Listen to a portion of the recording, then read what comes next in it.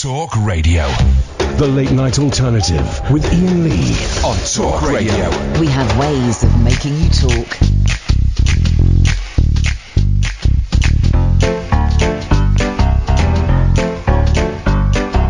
Sometimes Miley Cyrus, she sings a song or two. She likes to play a guitar as well.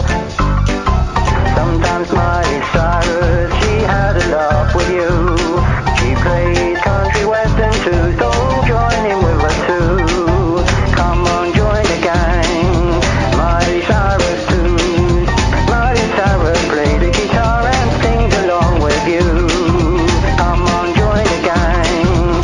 Miley Cyrus too. Miley Cyrus sings along with you. Sometimes Miley Cyrus, she's sometimes Miley Cyrus, she's sometimes Miley. You're singing the same song. I'm not feeling the musical vibe. Sings a song or two. Ooh, coming at me, Miley Cyrus style now, sitting there strumming away in front of me. Miley playing with the guitar, playing it hard. Miley Cyrus doing it styling now. Miley Cyrus, here she come now with the guitar. Ooh, doing it styling. Miley doing it styling. She playing guitar and strumming in front of me. Miley, what's up the guy? Miley, Miley, what's up the guy? Miley, Miley, what's up the guy? Miley, Miley, what's up the guy? Miley. Sometimes Miley Cyrus, she sings a song or two. She likes to play a guitar as well. Sometimes Miley Cyrus, she had a laugh with you. She plays country western too, so join in with her too.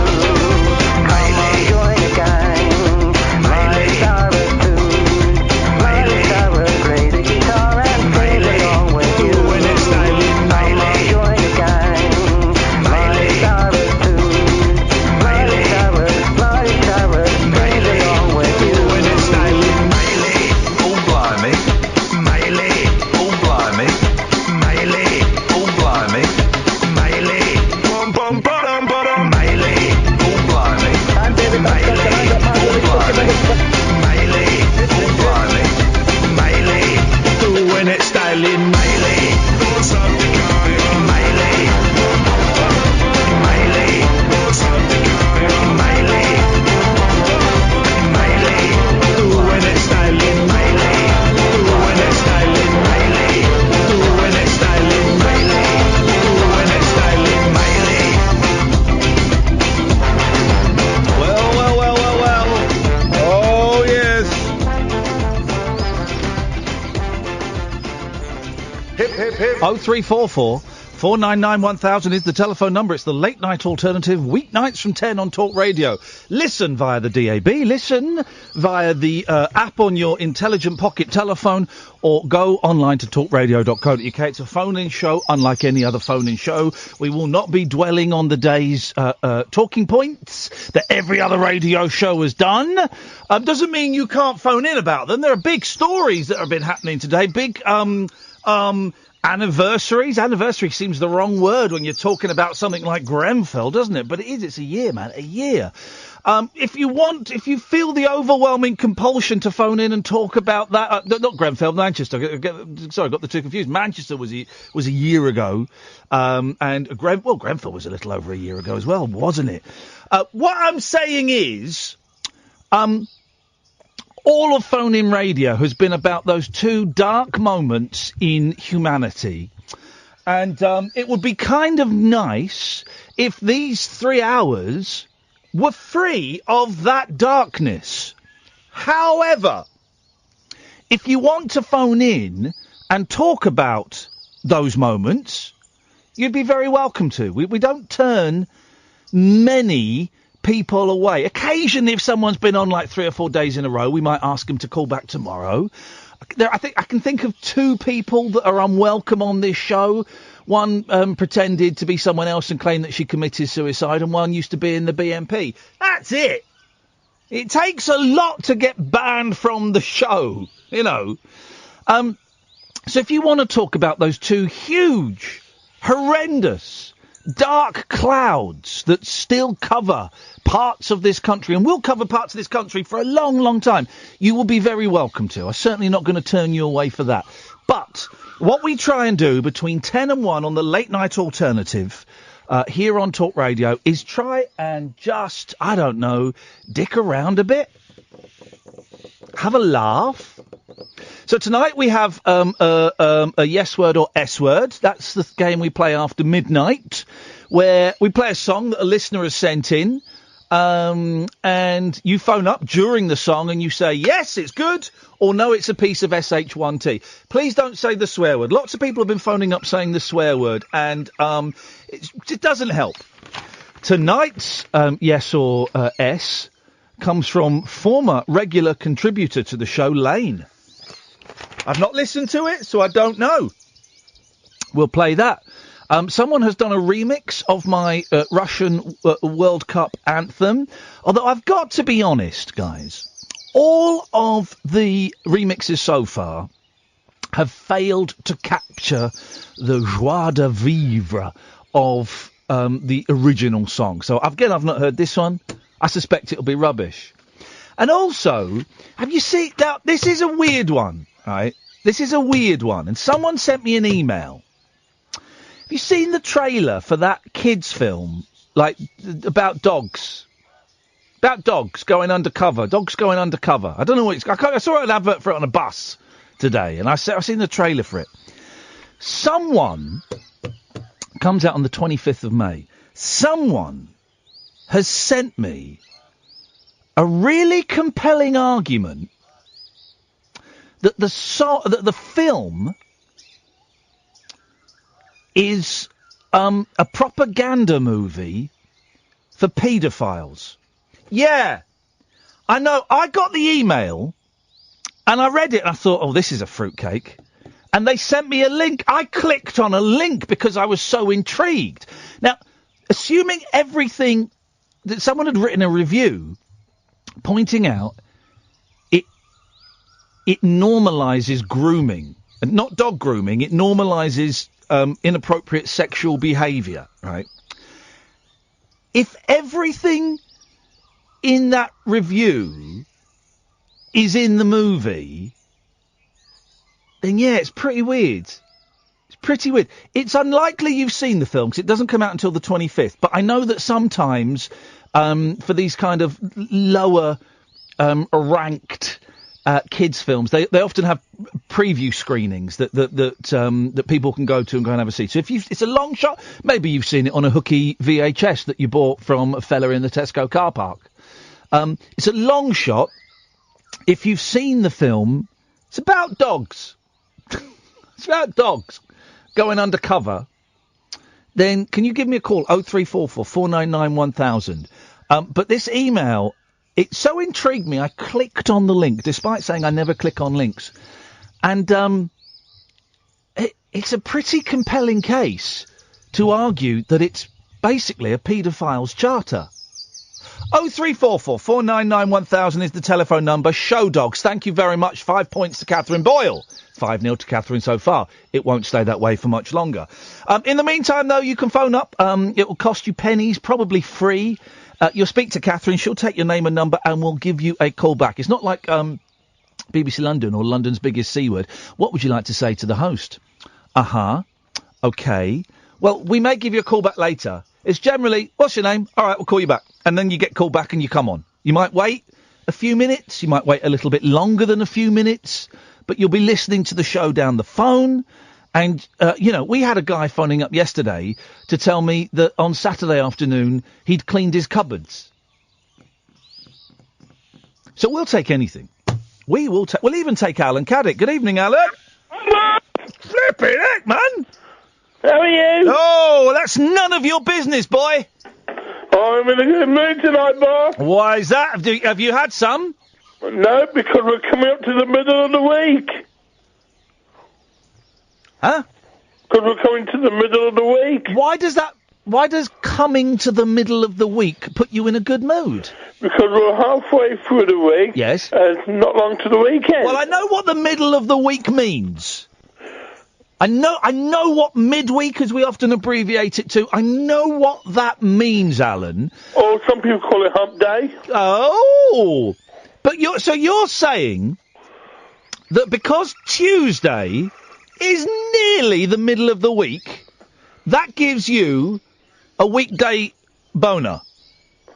No, not yet. Oh, not yet, but the night was so young. Well, I'll tell you who I really fancy. Sorry?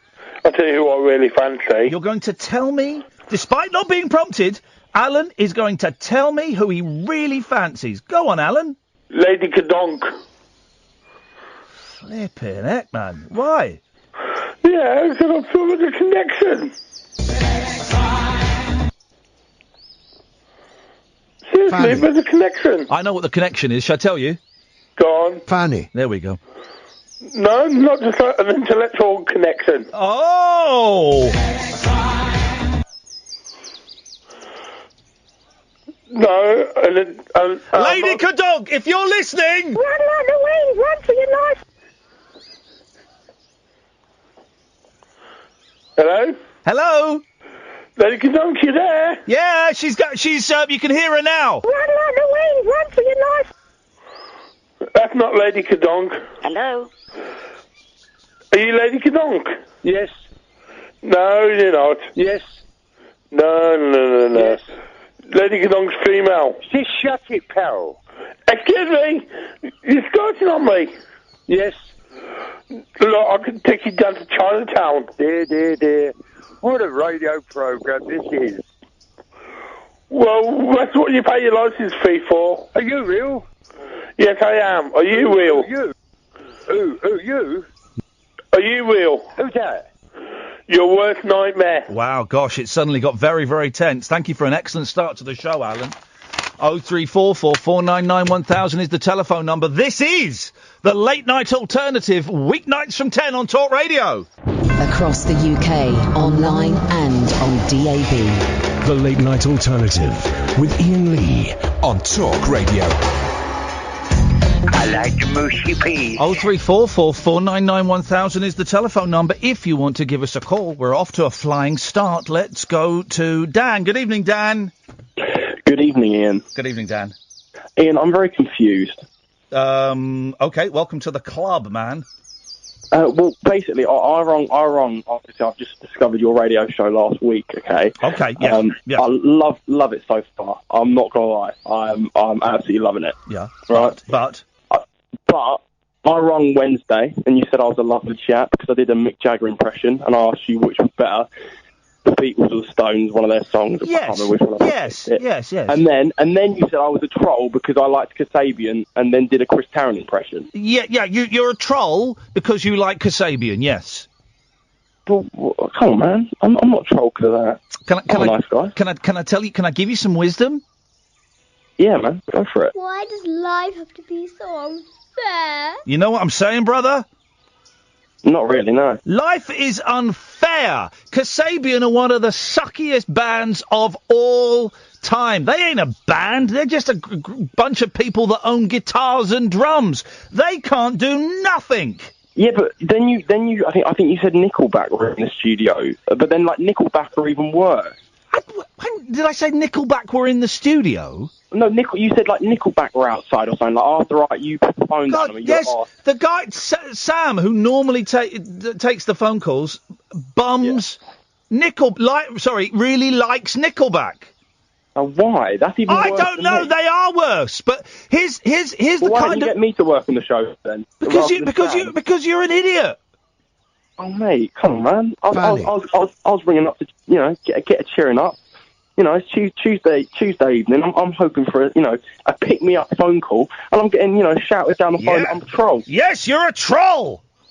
Oh man, don't do this to me, Ian. Dan, I'm doing it to you, mate. Renounce. All you've got to do is renounce Kasabian.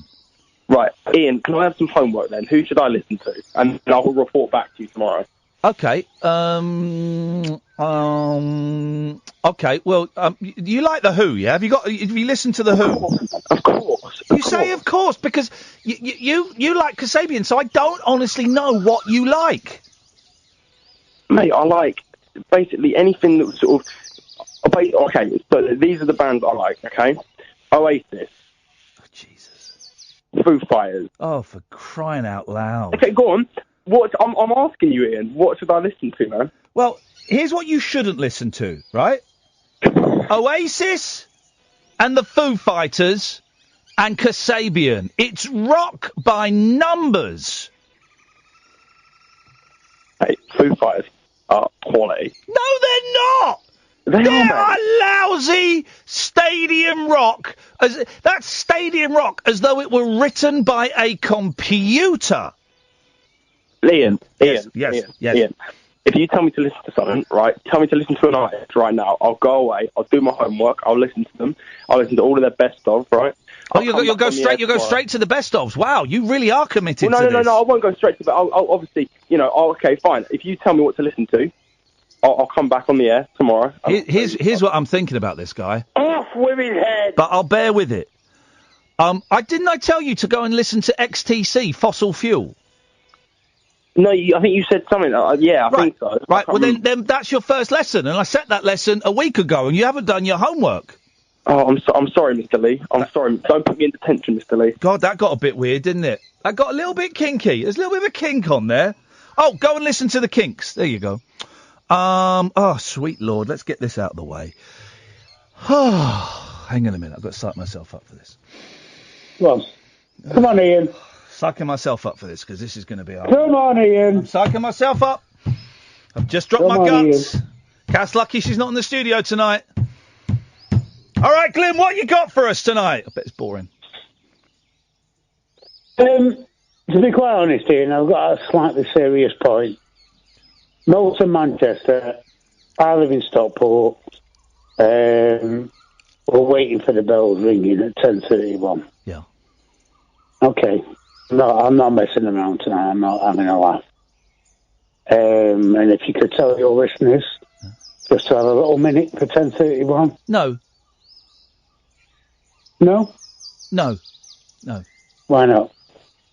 Well, because I'm not going to.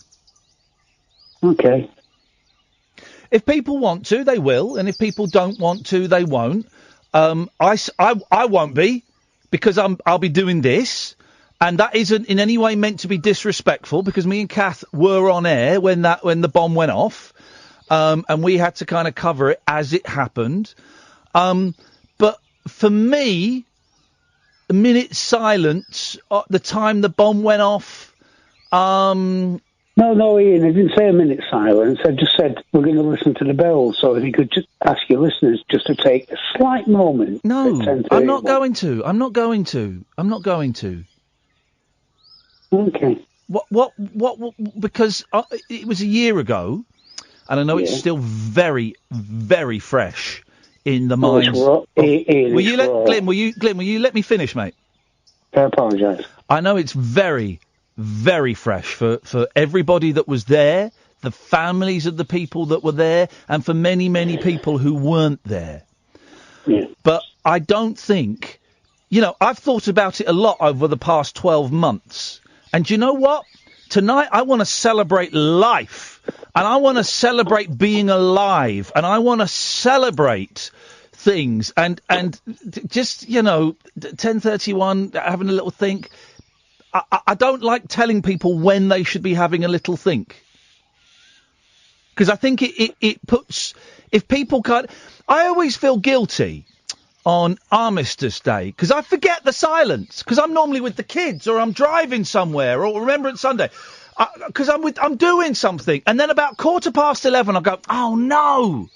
And I feel guilty. And that society that's making me feel guilty doesn't mean I'm any less grateful for the sacrifices that were made to provide freedom for me and my kids. Doesn't mean I'm any less grateful at all, just because at 11 o'clock I wasn't silent for 60 seconds. Listen, if that's what you want to do, then that is beautiful. Well done. If that's what other people want to do, that's great. It also seems a little bit odd to be doing it for the moment the bomb went off. That to me makes me feel a little bit uncomfortable. Well, Ian, it's actually made Manchester I mean, like I said, I live in Stockport, which is massive suburb of Stockport. It's made the place closer in a bizarre kind of way. Tell me how, because I don't buy that. But tell me how. When Manchester was Cottonopolis. Hang on. How far back are we going? We're not having a history lesson, are we? No, we're not having a history lesson. How has what happened a year ago brought Manchester closer? Because Manchester became fractured. Became what? Fractured. Okay. Yeah, like every big city does. Yeah. Including London, where I assume you live. No, I don't. But carry on. Well, okay. I apologise for that again. People are saying hello to each other more. Because of the bomb? Yeah. Now, whether you think that's ridiculous or not. I didn't. Hang on. This is the second time in 30 seconds you've assumed something about me that's untrue. When was the last time you were in Manchester? 6 weeks ago. Right, okay. People were saying hello more than they were a year ago. Yeah, it's become more friendly. It's become more caring. I don't quite buy that. I've been to Manchester. Me and Kath got robbed in Manchester. It was Manchester, wasn't it, Kath? Me and Kath got robbed in Manchester. Kath wasn't with you tonight. It's a third assumption you made that's completely wrong, man. You've got to stop making assumptions. You haven't got a clue. We got robbed in Manchester of 10 grand's worth of equipment. Where were you? Yeah? Where were you? We were in Manchester. Got robbed of 10 grand's worth of equipment, right? And the people of Manchester could not have been more helpful in putting us back in contact with our 10 grand's worth of equipment. And they couldn't be more apologetic. I had to get a cab to where our equipment had been found by a Manchester resident and a cab back. And I just got talking to the cab drivers and both of them apologised. So I'm really sorry that you got robbed in our city and I hope it won't put you off coming back. Both of them. 2 cab drivers. Because we're a caring city. Exactly. Catherine had to stand by a car with a smashed-in window while I went off for an hour trying to get our equipment back. People were coming up to her going, "Are you all right? Do you need a hand? What's happened to your window? Can I call someone? Do you want a cup of tea?" So... Yeah. Well, if you ever came to Manchester, Ian, and you were in trouble, I would help you. I just said I was in Manchester and I was in trouble. And... Yeah, well, if you ever came again and you were in trouble again, I would help you. Okay. That's the way we are. Yeah. Exactly. That's the way people in Manchester are. I don't necessarily believe that Manchester is any closer, any friendlier now than it was 12 months and a day ago. I think it's always been prepared to help people and reach out, more so than London, partly because of the size, partly because of that cliche that people are friendlier up north. I do actually think there's a significant amount of truth in it. I don't think, and if I'm wrong, 0344 499 1000, I don't think the horrific murders that took place 12 months ago, I think it's we're just noticing it more. Because the attention is on Manchester. Manchester is one of the greatest cities in this country. Ian, it's 10:31. I've got to go and listen to the bells, mate. Because the church bells are ringing. Okay, if you have to go and do that, you go and do that. I'll speak to you about Manchester again one night, mate. Okay. 0344 499 1000. Me and Kath were on air when it happened. It was flipping horrible. Do you remember? Everyone thought it was, first of all, it was a bomb. Then it was a speaker had exploded. Then it had been, some equipment had been dropped. And then it was a speaker had exploded again. We all knew it was a bomb, but we weren't going to jump to conclusions. It was horrific. It's the only one of the few times I've done this job and I've had the TVs on. I don't have the TVs on in the studio because I'm doing a radio show. I'm not doing a guy watching a TV show. but we had the TV on, and it was horrendous. If you feel, as we approach 10:31, that you want to, switch off and have your own thoughts, then please do. I'm not knocking anyone that does that. But this show is, I want it to be about celebrating life and celebrating the good things that we have. Okay, and if that sounds insensitive, I really don't mean it to be. Very quickly, can I just say one of the amazing things, and I won't dwell on this because then this is kind of going counter to what the thing I'm pointing out. What's been amazing about all the coverage I've heard today, I listened to a lot of it on Radio 4 and a couple of other stations. Do you know what they didn't do? Do you know what they didn't do on PM on Radio 4? And this is amazing. They didn't mention the name of the twat that had the bomb. Didn't mention his name. Because normally, when they looking back at a terrorist attack, when they're looking back at an idiot who's murdered loads of people, when you're looking back at a coward that's killed kids, little girls, they'll say the name. And no one said the name today. That's brilliant. That is brilliant, isn't it? Maybe, just maybe, the British press is getting its head right about how you deal with these absolute idiots that go around killing kids. Maybe the British press is just starting to get it right. Didn't mention the fella's name once. I don't remember his name. Good. Why should we? Why should we? Rightfully, all of the coverage has been about all of the victims. That's what it should be about. 0344 499 1000. This is the Late Night Alternative with Iain Lee and Catherine Boyle on Talk Radio. The Late Night Alternative with Iain Lee on Talk Radio. We'll get you talking. 0344 499 1000 is the telephone number. If you want to, me and Catherine are doing some live shows. If you go to iainlee.com and then click on events, you can see tickets for the show in London in June, Manchester July the 28th, and Brighton September the 22nd. We've got a date for Bath in November. Tickets aren't on sale yet. And we are talking to the Stand in Glasgow and in Edinburgh. So it's happening, guys. Okay, let's go to Nick. Good evening, Nick. Oh, Nick, me? Yes, you, Nick. Oh, hey. How are you doing? Are you on speakerphone? I'm not anymore. Good. What you got for us, Nick? It's funny you should bring up paedophiles. Hilarious. No, it's not hilarious at all. Someone called my dad a gay paedophile today. I nearly punched him. He's been moved to a different ward now. Okay, it's not a great phone line, Nick. So. Oh.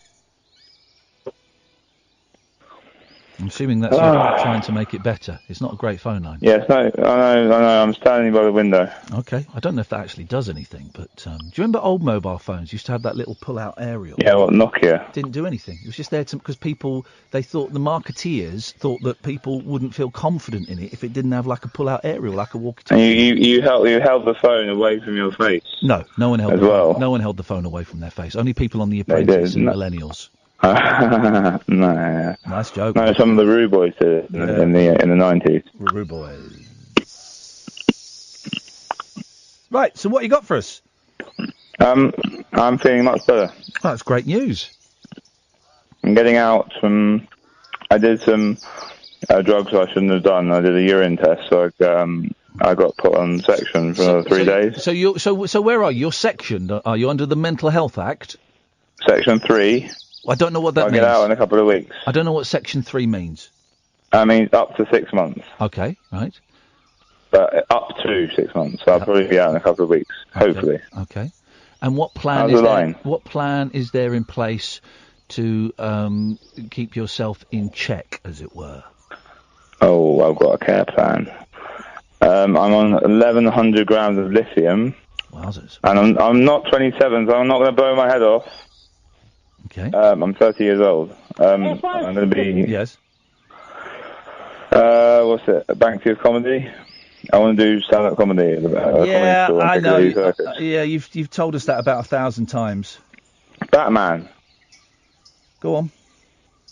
All right, I've got a Batmobile. They're not going to see my face. I'm going to throw a frisbee into the crowd, and you're going to ask me a question about Mental Health Act. No, I'm not. Yes, well, no, you're not, but other people are. Who? The audience? What the audience? Open mic night. Oh, okay, right. Why would they ask you a question about mental health? Because that's what it's going to be about. It's going to be called I Went Insane. I came insane. I left insane. Okay. Can we be honest, and can we speak honestly and openly to each other? Yeah.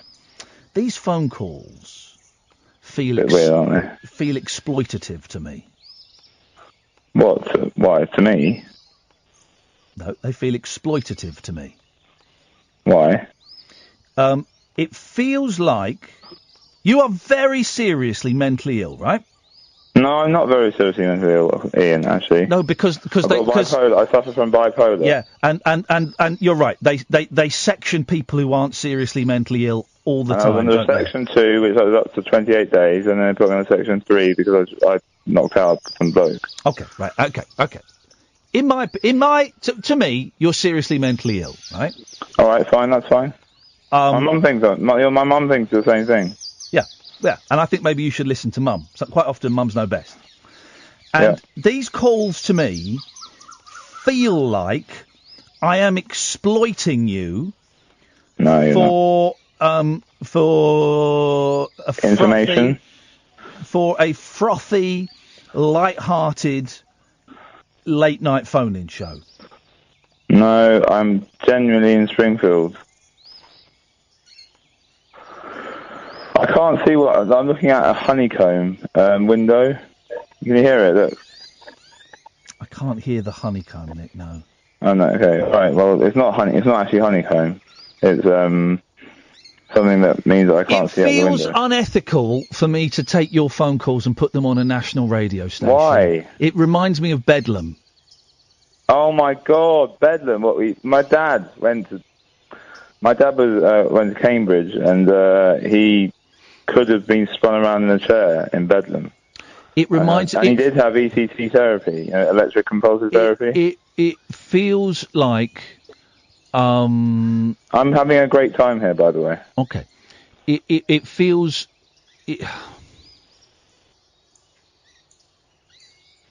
Go on.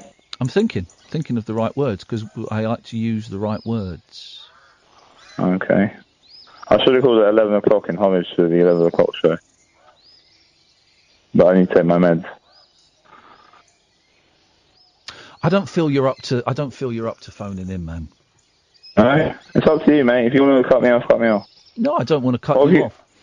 Oh, no. I'm going to come and see your show in June in London, and we can meet then. Well, why does that make me feel very nervous? Because I said I'd knock someone out. Also, I didn't knock him out. I went to try and knock him out. I've never hit anyone in my life. You're very welcome to come to the show, but you've got to keep your mouth shut, and I don't know if you can do that for 2 hours. Yeah, I can do that. Look, I'll shut up right now for 2 hours. I tell you what, it just don't feel right having you on, man.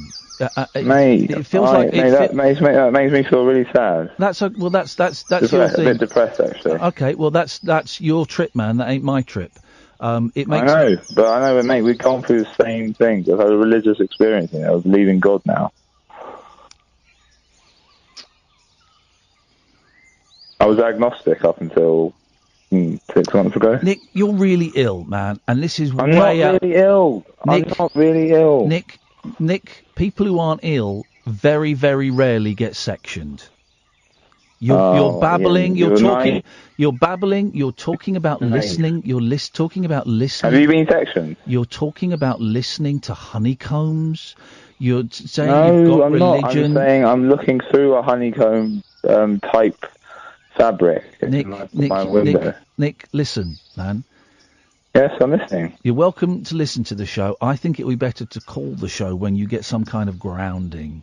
You haven't got any grounding. All right, okay. I'll call you in a couple of weeks. I'll come and see your show. I'll shut up for 2 hours, and then if you want to talk to me afterwards, then you can talk to me afterwards. Well, I won't talk. Why would I want to talk to you afterwards? Because you're a friendly guy. I know you're a friendly guy. We're not friends. Like to speak to me.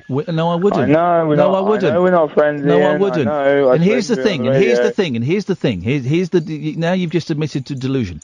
I don't want to talk to you out of here. Yeah. You just said that you thought I wanted to talk to you. I don't want to talk to you. I thought you might be able to get me on the scene, the comedy scene. Yeah, maybe. No, I'm not on the comedy scene. There's another delusion.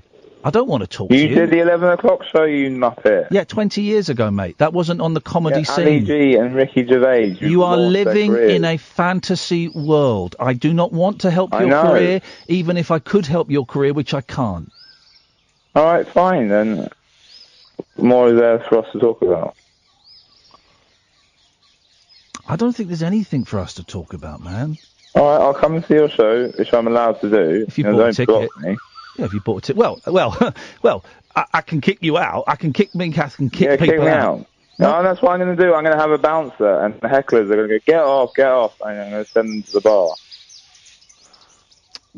Just see my face. Nick, you're making me feel very, very uncomfortable. I'm actually feeling threatened now by your call. You're feeling threatened? Yeah, I am. And that's not what I do. You're a bit of a pussy then, aren't you? Sorry. And you switch like that, man. You switch like that. Yes, I do. I don't want that in my life. And I don't think you... But can I have it in your show?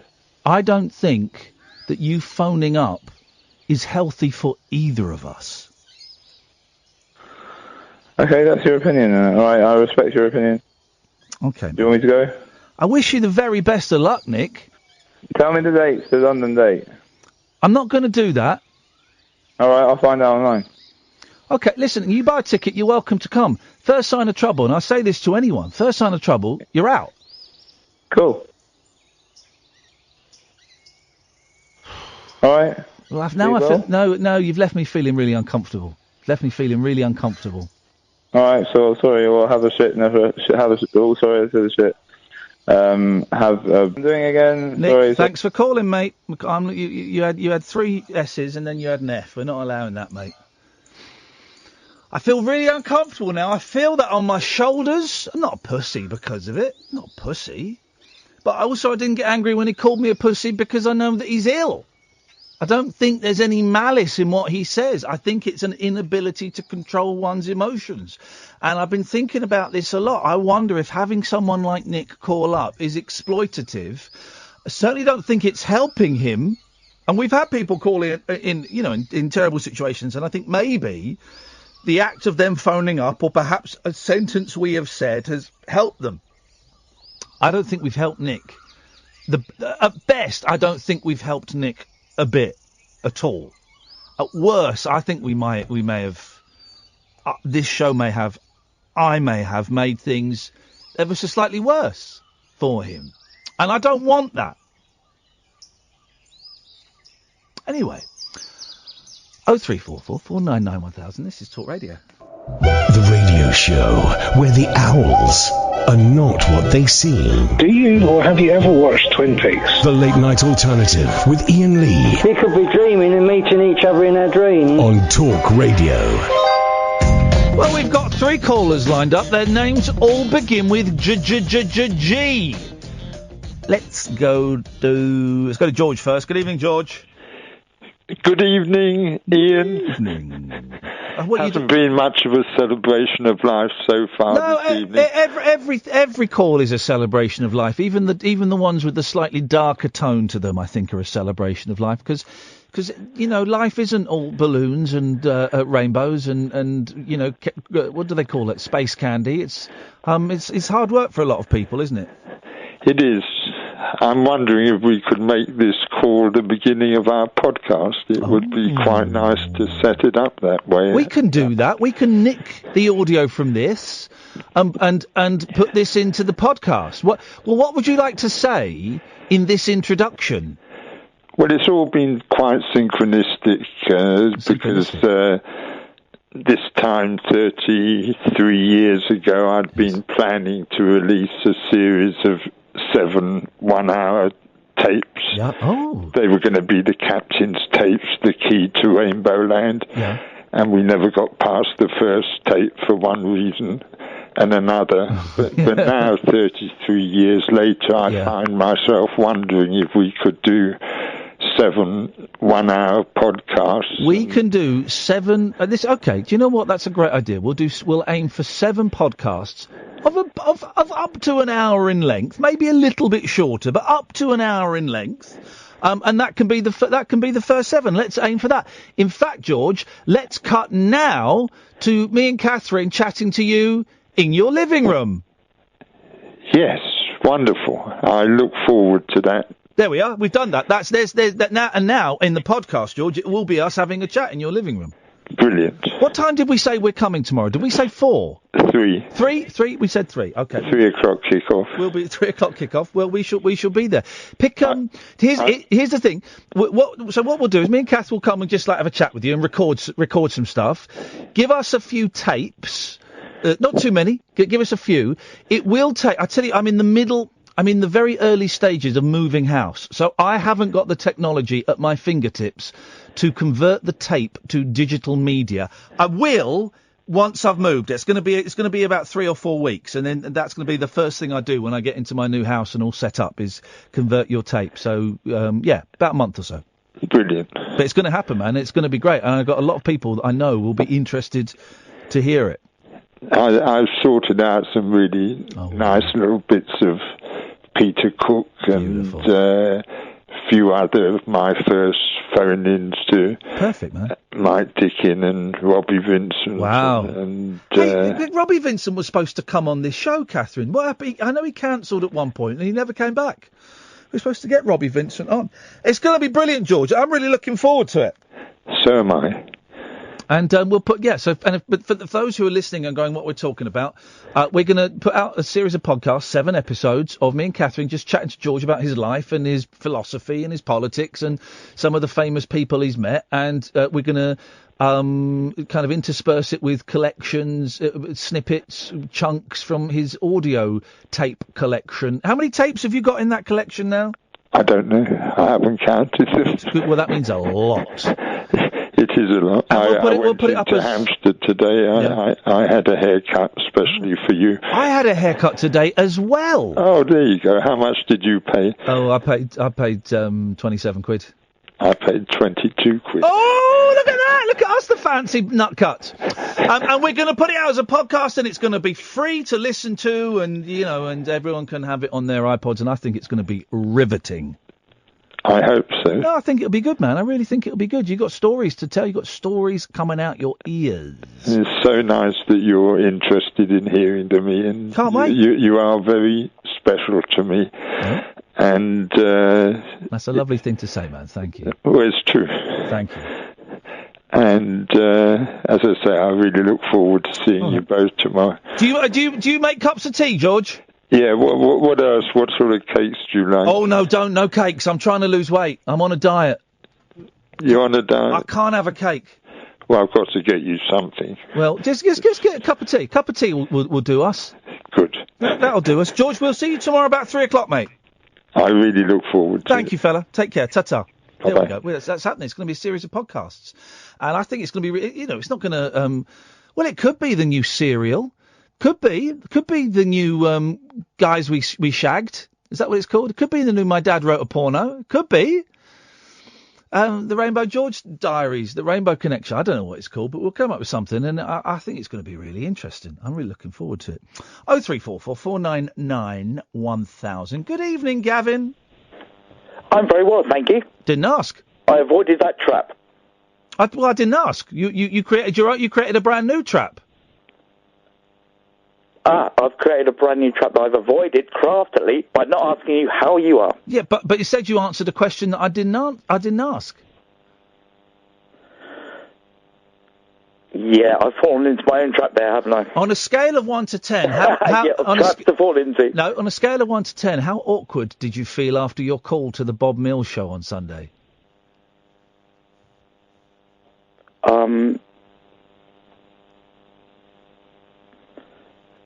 I only remembered it when I woke up. It was I was listening to it. It was a very, very uncomfortable call. I don't remember. I don't remember making the call. Well, what state were you in that you didn't remember phoning up Bob Mills and telling him you had a conundrum? So Bob Mills is there with Rob Newman and another comedian talking about comedy, and he goes, right, we've got 3 minutes to go. We've got Gavin on the line. Evening, Gavin. What you got? I've got a conundrum for you. Yeah, I know. And you basically told him your life. To be perfectly honest with you, it was the first button on my phone, and I pressed it. And you told him your life was miserable, and he went, well.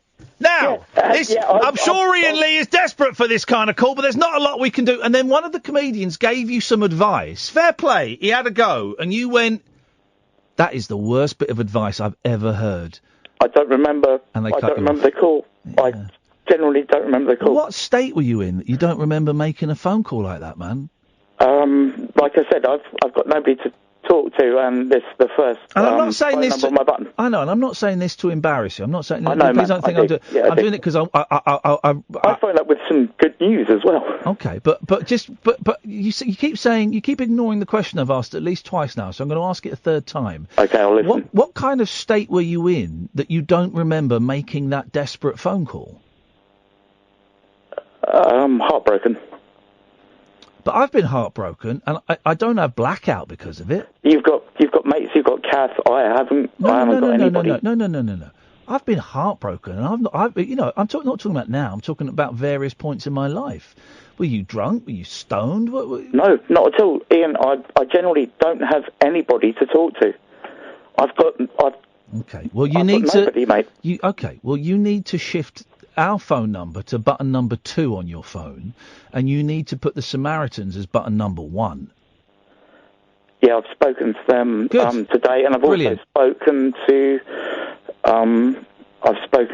the GP. Good. I've Because I tell you why. Because listen, you phone this show up whenever you want. You might not always get on, but you're welcome to phone up whenever you want. It's a pre-recorded news, isn't it? Is it pre-recorded? Yeah. Okay. So we're going to be a little bit late for the news. You're welcome to call this show pretty much whenever you want. But like all callers, you might get told from time to time, "Thanks for calling. Give us a try tomorrow." Yeah, I know. Night, I just phoned up, so I just wanted to tell you that I was happy because I found a new band. Brilliant. That's great. But hang on, and we'll get to that new band in a second. But. I was embarrassed for you listening to your call to Bob on Sunday. I was embarrassed for you, and I felt humiliated, right? And I just know. Man, I didn't want your name to come up, man. No. I felt humiliated for you. I didn't. He plugged my show. Brilliant. But it's nothing you did. But all I'm saying is, if I felt embarrassed and humiliated, dear God, how would you have felt on the end of that? You're obviously in a very low place. So how would you have felt having, being humiliated? It was humiliating, right? Yeah, it was, man. You were rude. They were flummoxed, and it was humiliating, right? And I just know that humiliation when you are feeling low is a very dangerous thing. So what I am saying to you is, you need to find some new coping mechanisms that aren't phoning up talk radio to help you through painful moments. That's what you need to do. And I do think the Samaritans 116-123 is a much better number for anyone to call than a radio station when they're feeling like you were feeling on Sunday. I don't want you phoning up any show on this station or any show on any station and being humiliated, because I know, and Bob didn't mean to humiliate you. I think he was thrown by the. He dealt with it really well. Actually. He was thrown by the topic of the call. He then felt, this is my interpretation, that you were rude to the guest, which you were a bit, and so he cut you off, right? But I know that can be deadly, literally deadly. To be that low and then to be humiliated in a public forum can be deadly, man. So you need to come up with a better coping mechanism than phoning talk radio. All right. Could you do me a favour, my friend, and pass my apologies on to Bob? I don't see Bob. Bob will have forgotten about it. So I'm not, Gavin, please. I can hear your voice wavering a bit. I am not doing this to tell you off at all. Yeah, I'm doing this. I dig it. I'm doing this because I'm worried that I'm worried that if you or someone else made a desperate call and you got the wrong show, that could be dangerous, man. I don't want you in a dangerous position. I really want you to find some better mechanisms you can put in place to protect you. Right? Understood, Ian. And thanks again. I think I've humiliated myself again. You've done what? I think I've humiliated myself again. When? What, here? No, not here. Not here at all. No. Not in the slightest. I'm not having that. No, not at all.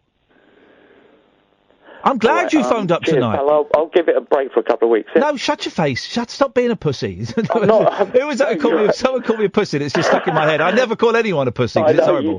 You don't. I don't mean it. I'm doing it to lighten the mood. Man, seriously, I'll leave it a week or two. All right, but if you feel that's okay, you're welcome to call me. And again, please listen to these words because this is important. I am not saying this to humiliate you or embarrass you, right? I'm not. I'm saying this to protect you, man, because I care about people. I care about men who are in emotionally vulnerable situations. And what happened on Sunday was not healthy for you, right? And you are welcome to call this show whenever you want, okay? And I don't want you going away thinking you can't call me and I'm taking the piss and all of that stuff, because I'm not. I'm Ian, saying this. You've straightened me out. I'm just going to get my head down now, before you get your head down, and we're so late for the news, well, screw those guys. You said you found a new band. I have, yeah. Go on. Oh, really? All right. They're called The Only Ones. Oh. Are they any good? If you play The Beast by The Only Ones, you can tell me what you think. Now, isn't that funny? Because I'm not going to play that song. But I tell you I know. No, but I tell you the song I'm going to play when we come back from the news. It's called The Beast in Me by Nick Lowe. Isn't that funny? How about that, man? Isn't that funny? There's something happening. A lot of funny things have been happening to me at the moment, man, yeah. I know. Right. Gavin, we're on some... I'm so late for the news. I'm going to play The Beast in Me by Nick Lowe because my therapist played it to me today. It's a great song. 0344 499 1000. Gary, stay there. We're going late to the news. The Late Night Alternative with Iain Lee on Talk Radio. We have ways of making you talk. The beast in me is caged by frail and fragile bars, restless by day and by night, rants and rages at the stars. God help the beast in me.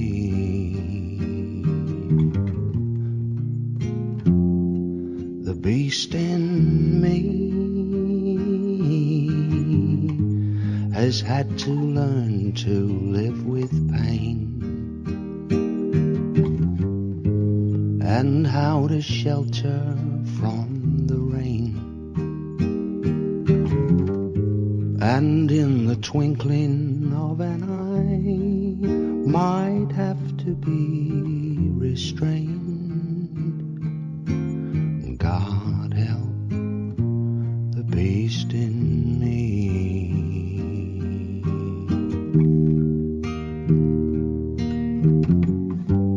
Sometimes it tries to kid me that it's just a teddy bear, or even somehow managed to vanish in the air.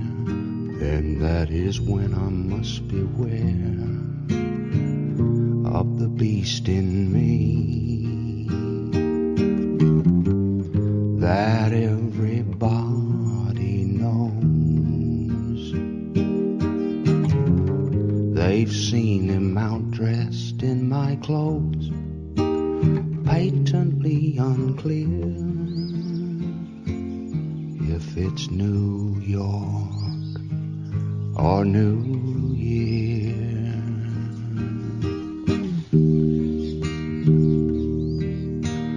God help the beast in me. The beast in me. Isn't it, eh? I don't know that much Nick Lowe stuff, and I should, because he's the little that I know of Nick Lowe, I love. I don't think he wrote that, because I know Johnny Cash has done it. Here's a thing, music fans. Nick Lowe is Johnny Cash's son-in-law. And Nick Lowe, I think, lives in Shepherd's Bush and has got like a studio in his basement. And Johnny Cash would often go round to his basement studio and go and record stuff. would go and record stuff there. Isn't that incredible? Absolutely incredible. I need to get a morning low. Hopefully I'm buying a house. This is the plan. The offers are in. It's out of my hands. It's now in the hands of the solicitors. And as soon as I'm in that house, first thing I'm doing is I'm setting up my stereo, my hi-fi, my music system, and I'm going to lie on the floor and play records. Actual records. 0344 499 1000 in a minute. It sounds a bit sensationalist, this, but I've had an email from someone suggesting that the new kids cartoon, Dog Show, is actually a paedophile's charter. I'll read you the email and the review that it links to in a bit. 0344 499 1000. Gary, sorry? Hi. Hello, Gary? Hello, mate, you alright? Yeah, I'm alright. What's going on there, mate? No, I was waiting for you to come to me. No, I came to you. What were you saying? Yeah, I was waiting for about 20 minutes. Yeah, I don't know if you noticed, Gary. I've been a little bit busy tonight, mate. Yeah, no, yeah, but a couple of things. Nick Lowe, excellent. Yeah. Because I've got the Dig One Mood album and the Old Magic album. Yes. They're both fantastic. Yes. Nick Lowe's fantastic. He is. He's got a great voice. What's so funny about peace, love and understanding? Thank you. What's so love, peace, love and understanding, yeah. And George earlier mentioned Mike Dickin and Robbie Vincent. Yeah. The word I'm going to use is F-U-N-K, so don't worry about it. But Robbie Vincent has a great jingle. Thanks, Get the funk out. Yeah. He was supposed to be. He was going to come on as a guest, Robbie Vincent, and Kath, he pulled out. He didn't say why, did he? Yeah. Well, hang on. Yeah, you should know Kath. I can't remember. Hang on. I can't remember why. And we said we'd reschedule. Let's reschedule. Send it. Yeah, quiet radio moment. Yeah. Go on. All right, Gary. Thanks for calling, mate. Bye bye. Flipping heck. Sorry, Catherine. You were saying? No, it doesn't matter. No, don't matter, does it? Flipping heck. Cheek of him. He nearly got drop kicked the very first. I went to the button, this opening line, but then he turned it around. But yeah, thanks, Gary, mate. Welcome. Thanks for calling. It's all appreciated. Let's go to Eben. Good evening, Eben. Good evening, Ian. Good evening, Eben. Good evening. I thought I'd phone in because it's been a long time since It's been a while, Eben. What have you been up to? Pretty busy sorting my life and future out. Oh, he's been doing life and future sorting. Where are we, Eben? What the hell is happening? Let's say I've enrolled onto a different college course doing A-level. Yes. Applying for universities and apprenticeship. Okay, right. To study what? To do what? Media production I'm going to be studying. Okay. And I've had a offer back from University of South Wales. Beautiful. And I'm just hoping that I get a conditional of you have to get a B in art. Okay, can you get a B in art?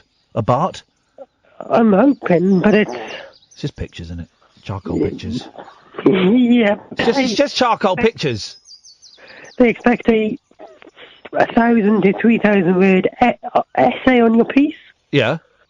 And it's quite hard. Writing doesn't come easy to me. Yeah.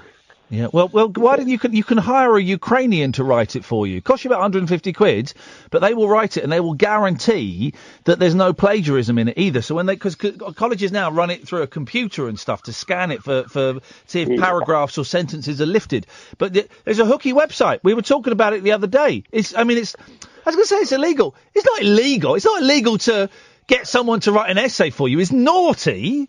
It's not illegal. I'd say it's worth the money. I'd say get your Deliveroo cash and invest it wisely, my friend. Yeah, if my dad found out about that, he'd have me. Catherine is typing a furious message on my screen, which has not appeared yet. But this is because Catherine is a bumlick, and this is the kind of thing that really wets her whistle, so to speak. And she will be furious that I am suggesting you go to a hooky website. She says the point is to educate yourself. Catherine, it's an essay about art. What? How does that educate yourself? Art is art. You do art. Art is doings, not writings. Art is doings, not writings. Right. Right. So James and Catherine are both shaking their heads going, no. Which one of you is talking into a microphone right now? Which one of us three is doing the art? Don't turn me off. I know what you're going to do. You're absolute tits. Both of you are tits. Which out of us three is doing the art? It's this guy. The guy that would pay a Ukrainian 150 quid. Catherine's written, you're training yourself to think. Yeah, I bet James told you to write that. I can't really do that with I've got another job as well at the moment. Oh, yeah. And it's kind to do with the law and checking. Yes. It's a secret shopper. Oh. Wow, you're a secret shopper. Yeah. So you go into shops and do you have to pretend to be a little bit difficult? I have to sometimes pretend I don't have any ID. And are you trying to buy booze and fags and pornos and stuff? Yeah, and going to nightclubs and... Oh, mate, you've got the best job in the world. Yeah. This is fantastic. Does it pay well? Yeah, it's all right. Before we visit to a nightclub, let's say, they pay for drinks, your taxi, and your pay is £40. Yeah. And you've got to spend an hour in there, then you get out. Yeah. And that's about it. And I try to do 5 or 10 visits a week. Wow. Wowzers. Well, good for you, man. I'm glad you're working. I'm glad you found some direction in your life. And I'm glad that it sounds like, you've had a little bit of a rough run, but you're taking steps to turn that around. Yeah, hopefully it'll go as I follow. And I've got something happening tomorrow which I'm fairly nervous about. Uh-oh. It's with do you know the BBC Big Weekend? I do know the BBC Big Weekend, of course I do. Who doesn't know the BBC Big Weekend? I'm on a panel there because I've been in a BFI course. Yeah. And they want the alumni. The what? The Illuminati? These are past members of the courses together. Yeah. And I'm just a bit maybe it's an hour. Okay. Q&A session. I'm the youngest. Okay. Your phone is broken up, Evan, so I'm hoping you're not doing it on the telephone. Hey, listen, man, it's good to hear that things are turning around and you've hopefully found a new direction. It is appreciated. 034, we appreciate you sharing it with us. 0344 499 1000 is the telephone number. This is Talk Radio. Kick off your slippers. Don't go to bed. The party is just starting. You can sleep when you're dead. The Late Night Alternative with Iain Lee on Talk Radio. 0344 499 1000 is the telephone number. For the first time this evening, 80 minutes into the show, the switchboard is empty. You can give us a call about absolutely anything that you want. After midnight, we've got a yes word. No, what is it? Yes word or S word. That's what we've got. We'll play a song that a listener has sent in, and you phone up while the song is being played, and you say, yes, it's a hit, or no, it's, please don't actually say the S word, because that just gets us into nothing but serious trouble. The last time we did it, we actually had a few people phoning up saying the S word, and I got in very serious trouble with my boss. Very serious trouble. So we'll have none of that tonight, please. Let's keep it friendly, keep it fun, keep it light-hearted. So I got this email from a woman called Danny. I like women with men's names. I find it sexy. Let's go through them. Danny, Jamie, Stevie, and Dave. I don't know why. Anyway, Danny emailed me, right? Ian@iainlee.com. Hi, Ian. I thought you'd be interested in this, as you have young children and seem like a person who cares. About my kids? Are you joking? Those guys? I've sent you a link to a review of the film Show Dogs, currently showing in cinemas. I read this review of someone shared. It scares me to think if it is true, children are being put at great risk. And it was that phrase, if it is true, that made me think, well, this is going to be a load of our rubbish. This ain't going to be the thing. I've seen the trailer for the for Show Dogs. It's like It's one of those, it's not Pixar, it's one of those kind of cartoons for kids that's a bit lower down. Like the Nut Job, right? Nut Job's a decent movie, but it's quite low, but it's sort of like the Nut Job, but it's above Flushed Away. If you get me, if you got kids, you kind of know where I am, right? Please check this film out, and if you find the review to be true, please use your platform to warn parents of the danger of letting their children see this film, as the underlying message is very sinister. Miranda, I'll come to you in a bit. Listen to this, Catherine, because this is fascinating, right? And then there's a link. And I clicked on the link. I don't normally click on links, but I clicked on this link because there were some phrases in there. It scares me to think if it is true. Children are being put at great risk. I thought, oh, this sounds like bullshine to me. I'm going to have some of this. So there's a link to a website, foreverymom.com. So it's an American website, foreverymom.com.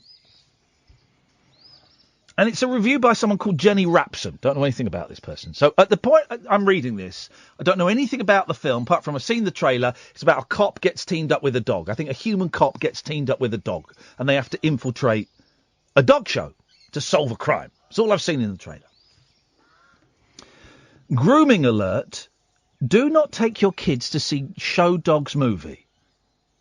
So I'm thinking grooming. Is that dogs? Dogs you groom dogs? I thought, well, no, that can't be. It's got to be about people. This is going to be absolute grade A bullshine.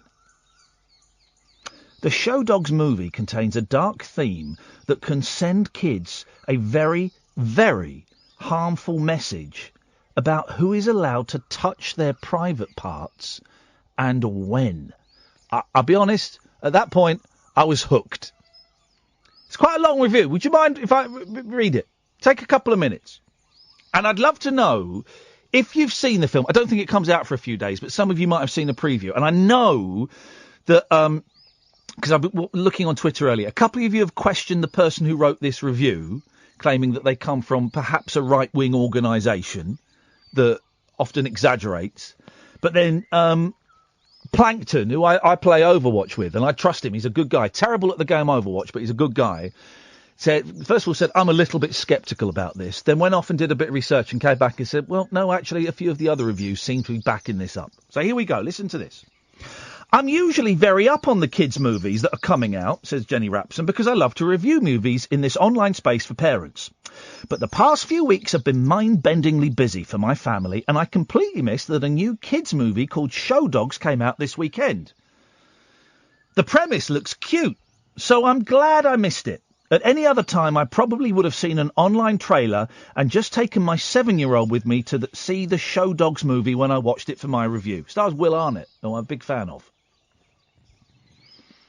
After what I've learned about it from another parent review, I am so glad my son did not see this movie.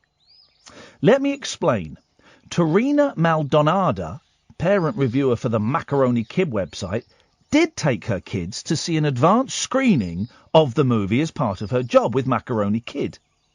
But she came away with some seriously bad feelings about the movie.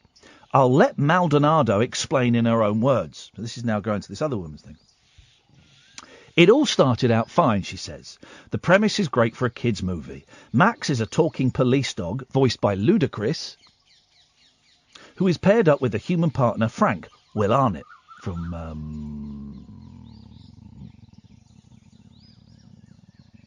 what's the programme called? There's a new series coming out.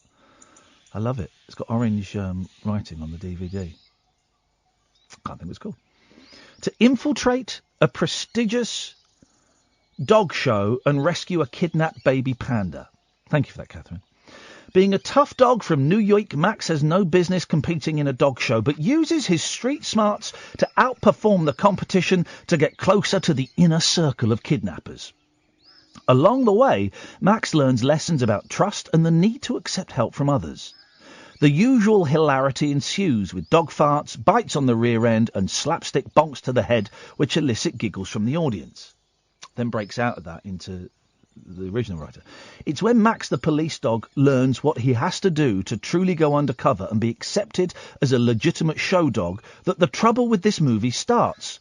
What does Max and apparently all the show dogs have to submit to? having his private parts touched and inspected. Maldonado continues. What could have been solely a fun movie for kids that would get my highest recommendation is damaged by a dark and disturbing message hidden, not so subtly, between the fluffy dogs and glamorous parties of the show dog lifestyle. As part of any dog show, contestants are judged on their abilities and physical attributes. One part in particular is the inspection of the dog's private parts. Max, of course, is not cool with this.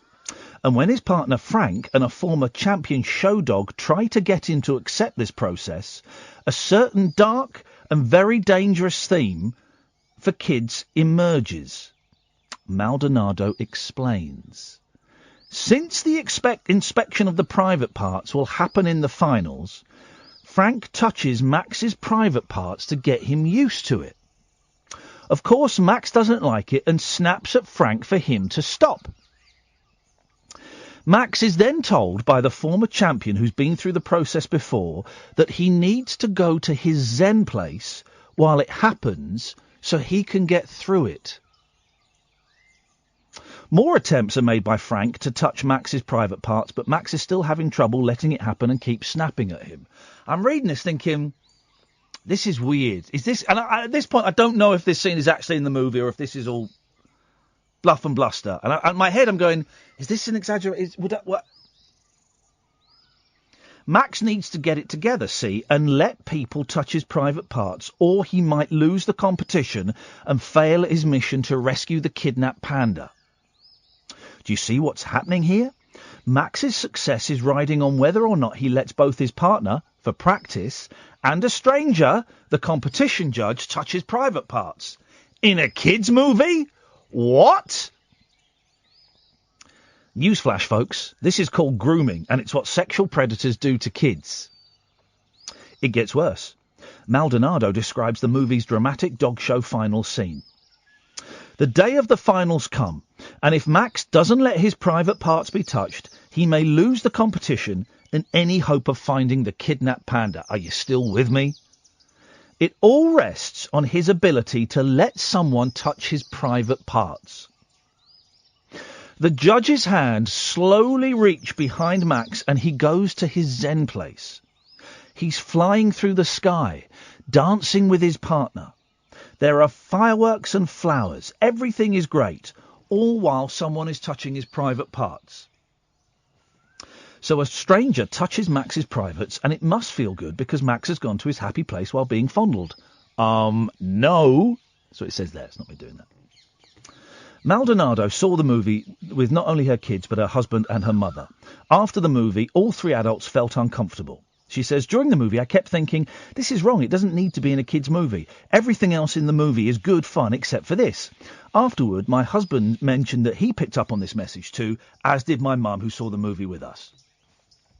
Maldonado then goes on to mention she is a survivor of child abuse and describes how she will talk to her kids about the movie, and that part in particular, and use it as a lesson to instill in them the lessons she's already taught them about how we never let anyone touch our private parts and what they should do if anyone tries. How the script and premise for this movie ever got approved scares the crap out of me. This is 100% indoctrination. I will not apologise or care if anyone thinks I'm crazy for thinking so. This is letting a movie of funny cartoon dogs teach our kids that, hey, sometimes you just got to let someone molest you. That should be the tagline on the poster. Nope, parents, do not go see the Show Dogs movie, and please share this so other parents won't make this mistake before they know what's up. This message is here. The message here is way beyond appropriate, and that's on the foreverymom.com website. There are some comments. I've not seen the comments. Let me just read a couple of the comments. Joe writes, seems like it's been written by a paedophile.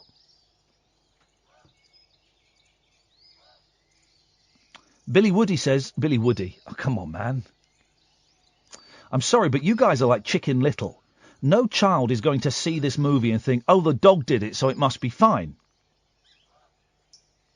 Carol Ann Mason says, there's some adult humour in Show Dogs, as in many kids' shows and cartoons. A young child isn't going to understand it. Kids will notice the cool, funny talking dogs and laugh at the things the dogs endure to become a show dog. Megan Allen says, why do you have to make everything a sexual thing? There's a lot worse things in a Disney movie. If that's where your mind goes in a kid's movie, there's something wrong with you. Well, if you teach your kids you let no one touch your privates and you educate them, then you would have enjoyed the movie instead of thinking horrible things. I don't know. Catherine, come on the microphone, because I don't know. Right, and I'm always... Regular listeners will know, I am always very, very cautious, and we got a statement from the filmmakers, I'll read. I'm always very, very cautious of judging things I've not seen. Yeah. The last time I did it was Splash, the TV show on ITV, and I slagged it off, and then I watched it, and it was brilliant. Yeah. But hearing that makes me feel uncomfortable. And me, and then you look at what the filmmakers are saying in their defence, and they're saying, well, look, we're talking about a process that happens to dogs in shows all the time, and it's just a light-hearted look at that, and we certainly we're not aiming to... Let me read it. I've got you sent it to me. Thank you. You dug this out. This is the filmmakers, right? It has come to our attention there's been online discussion and concern about a particular scene in Show Dogs, a family comedy rated PG. The dog show judging in this film is depicted completely accurately as done at shows around the world and was performed by professional and highly respected dog show judges. Global Road Entertainment and the filmmakers are saddened and apologise to any parent who feels the scene sends a message other than a comedic moment in the film with no hidden or ulterior meaning, but respect their right to react to any piece of content. Thing is, you're anthropomorphising these dogs. Yeah. Oh, so, yeah. They're human. They're humans. Yeah, they're having a human adventure. It's ludicrous. But then we're supposed to go, oh, but that's just because they're dogs. And this is what they do at dog shows. They grab their balls. I've got no idea why, but they do. And kids laugh at willies and bums. Kids laugh... Well, I don't know about girls. I know boys laugh at willies and bums. Oh, girls laugh at that too. A lot. Good. All right. But it didn't need to be in the film. No. It didn't need to be in the film. And I don't think it's been written by a paedophile going, right, well, this will get me some action. But I suggest it's been written by maybe someone who hasn't got kids. Because in every other way, I think they've been super careful with kids' films, especially these days. You can't watch a film without the warning of, oh, this contains mild peril. And you get nothing like the Charlie and the Chocolate Factory, the first one, Willy Wonka, I think it's called, that boat ride. Terrifying. The psychedelic boat ride with the chicken having its head chopped off, if I remember correctly.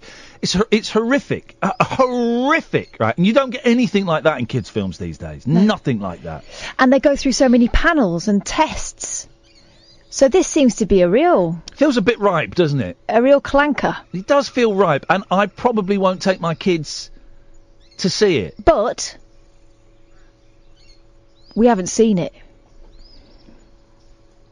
We haven't, and that's and we haven't seen it. We haven't seen it.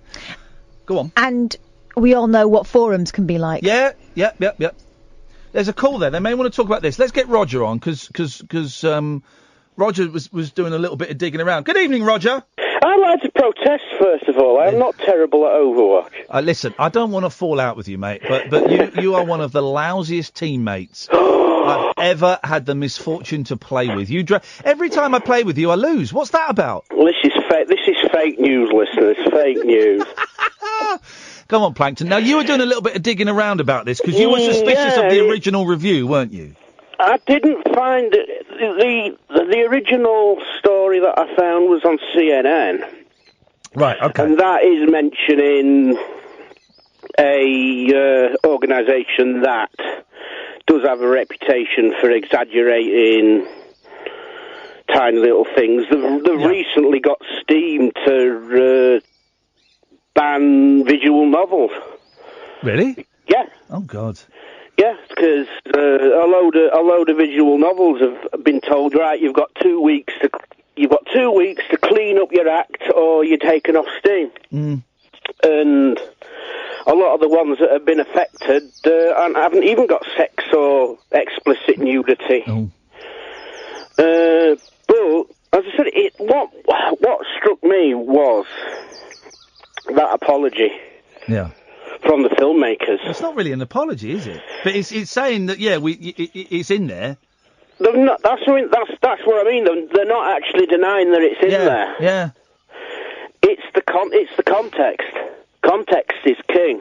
Yeah. I watched Coco for the first time the other day. Yeah, what do you reckon to that? And absolutely loved it. Isn't it beautiful? Absolutely loved it. Stunning. Sad, heartbreaking, sad, joyous, wonderful, funny. Oh, it's a great movie. But that deals with some really dark stuff, but deals with it in such a good way. Yeah, it really does. I mean, it like all good fairy tales, Coco's got some really dark, the whole thing about his dad and the murder and the fact that basically he's hanging out in the world of the undead. But you're right, it's done in such a great way. Such a great way. So we're not seeing this. We don't know whether it's done in a similar way. But on face value, it does seem really dodgy. Seems like a really badly. I don't think it's being done, to promote grooming, but it feels like a really badly judged gag. Yeah, you do get them in. You do get the odd badly judged gag in kids' films. Yeah. You look back at Home Alone. Yeah. Oh God, yeah. That on the face of it, that's just a funny slapstick comedy. But if a kid did that in real life, they'd be a psychopath. God, my boys love Home Alone, and they'll be watching. They'll probably start watching it soon because it's nearly June, and they love it. And that torture scene, with the booby traps, flipping heck, man. Yeah, flipping heck. But Cass reminded me of Big, of course. Big, she has sex with a child.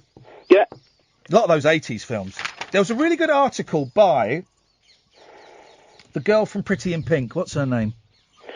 Oh, I used to have such a crush on her. Molly Ringwald. Molly Thank you, Ringwald. Kath. Really good article where she watched a couple of those films with her daughter recently. Maybe The Breakfast Club. Yeah, it was I read really that. good article where she said watching it again with her young daughter and watching it through a grown-up woman's eyes, in the context of 2018 and everything that's happened, in the last 6 months, she said, there's some really inappropriate, there's sexual assault in there that's treated like a gag. So a lot of those 80s films don't, I mean, the very first Police Academy, if you watch the uncut version, man alive, that's racist. That is a racist movie. I don't know whether I've seen the uncut version. The uncut version, the N-word is bandied around like there is no tomorrow. And I watched, and Cass reminded me, I tried to watch Ghostbusters, the original Ghostbusters with my kids, and Bill Murray's borderline rapist in it. Yeah. Isn't he? That's not he's a predator. There's some really weird stuff. You mentioned the Breakfast Club's brilliant. I love that film, but reading that article made me think. It's been a while since I've seen it, so.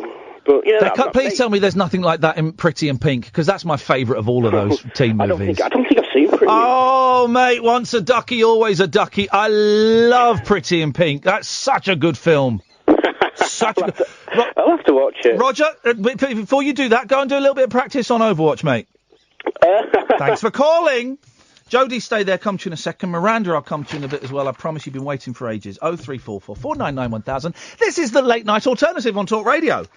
Jacked up jive talk for janitors, jazz cats, and gin-soaked boys and girls. Jack Commando. If you're awake, you're welcome. I've got 5 cactus needles stuck in my... The late night alternative with Iain Lee on Talk Radio. Still not found that kid yet, and when we do, he's dead. 0344 499 1000. Good evening, Jodie. Hiya. Hey, Jodie, what you got for us? Well, it's the first time I've ever rang in a radio show, but I'm a bit nervous, but I was absolutely mortified about what we were just talking about. Go on. Well, my son has autism, and he is an absolute avid, he just loves dogs. Yeah. So it would be the sort of film that I would be interested in taking him to see. Yeah. But as you were saying, people have a lot of opinions about things and write reviews about things, and I think, oh, come on, give her a break. Yeah. But as you started reading it, I was just getting more and more shocked. The way I look at it, obviously with my son having autism, he can be quite literal about everything, and that would be one of the main things that would concern me, that he would think, oh, well, that's okay. Yeah, and just to say, I've not seen the film. And No. I really, really try hard, Jodie, to not be one of those that goes in for the jugular on a film or a TV programme until I've seen it. You've got to be so careful because so many of these stories are made up or exaggerated, or actually when you see it, you go, oh no, that's perfectly in context, that fits in, and actually that's a but you do just think it's a film for kids, it's a film for young kids. You don't need a scene about grabbing genital. You just don't need it. And it's not even, it doesn't even sound like a particularly funny gag. No, you're right. You're absolutely right. If it was a gag about a dog, like, messing somewhere or, That sounds like a movie to me, a dog doing a poo everywhere. That's a funny film. I'll go and see that. Yeah, and standing in it, that's a gag. But I don't think they need a programme whereby you're touching anybody's genitals. I tell you what I have to, because it comes out this weekend. I was going to take the kids at some point, but I'll probably hold off a bit. If anyone you need to censor it first. Yeah, well, yeah. If now it's time to go to the toilet, guys. Come on. If maybe someone's going to see it this weekend, and we'll talk. We'll mention it again on Monday and see if anyone has been to see it, and see if if it is in context, if it is all right, because I can't imagine it being all right. Just like the whole thing of it. I'm struggling to see how it would be, but I like to have an mind. Jodie, thank you for that. Nice call. 0344 499 1000. Miranda, my apologies. You've been waiting for flipping ages, but are we still 2018? Sorry? Are we still in 2018? We could be, but maybe not for much longer. True. Yes. Has anyone seen the film Cujo? Not for years, man. The Stephen King thing. That's a horror story. Yeah, isn't it about a kid who's in a car and there's a rabid dog outside? Uh-huh. Yeah. And no one thinks to just put their finger up its bum. Well, yeah, I don't know if you can do that I don't know if it works with rabid dogs. I think it works with any dog that's clamping down on your child's hand or whatever. I was looking at my dog's bum today. This is a true story. I was looking at my You did what? I was looking at my dog's bum today. Okay. And was thinking, genuinely, I don't think I could actually put a finger up there if push came to shove. I don't think I could do it. I couldn't see it. You would if it was clamped down on your child's face. No, I'd probably kick it in the face if that's what was going on. But that's not an image we particularly need to. And another thing, because I was going to call up about something boring, but listening and waiting. Now, did Max show anybody on a doll? That's two. That's two. One more and you're off. Go on. Oh, rude. That's three. Thanks for calling, Miranda.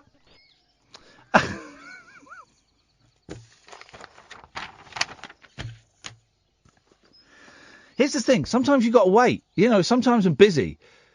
Sometimes I'm doing stuff. You can't, There's two people we booted off tonight. 0344 and I don't know if you've noticed, I'm making a real effort to be like Uber-friendly host guy tonight.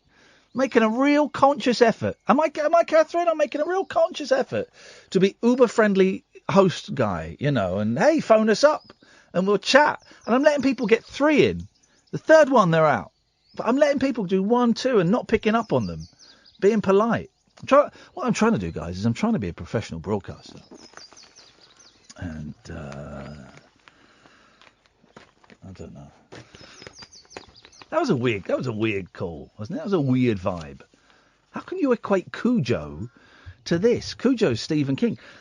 I think I saw it as a kid. And all I remember is there's a kid in a car and there's a dog on a leash, as they say in America, lead over here, or a chain, and then it breaks loose, but it's just going nuts. That's all I can remember about it. I do know it'll probably have a really, really bad ending, as most Stephen King stories. Great stories. In the last 20 pages, you go, what? The biggest disappointment was the Tommyknockers. Which one's the Tommyknockers? Isn't that the one where a farmer... By the way, spoiler alert coming up. A farmer is like digging out in like the field and he finds a bit of metal. And he keeps on digging and keeps on digging and keeps on digging. And he eventually finds there's like a massive spaceship has been buried underground for ages. And as he's digging it, like his teeth start falling out and his head, but he becomes obsessed with digging this thing out. And the whole book is him digging this thing out, and then he gets into the spaceship, right? And then it flies off. And that's it, and that's the end. And you go, what? It's getting really exciting. Oh, and then it flies off. Oh, right, okay, yeah. Brilliant.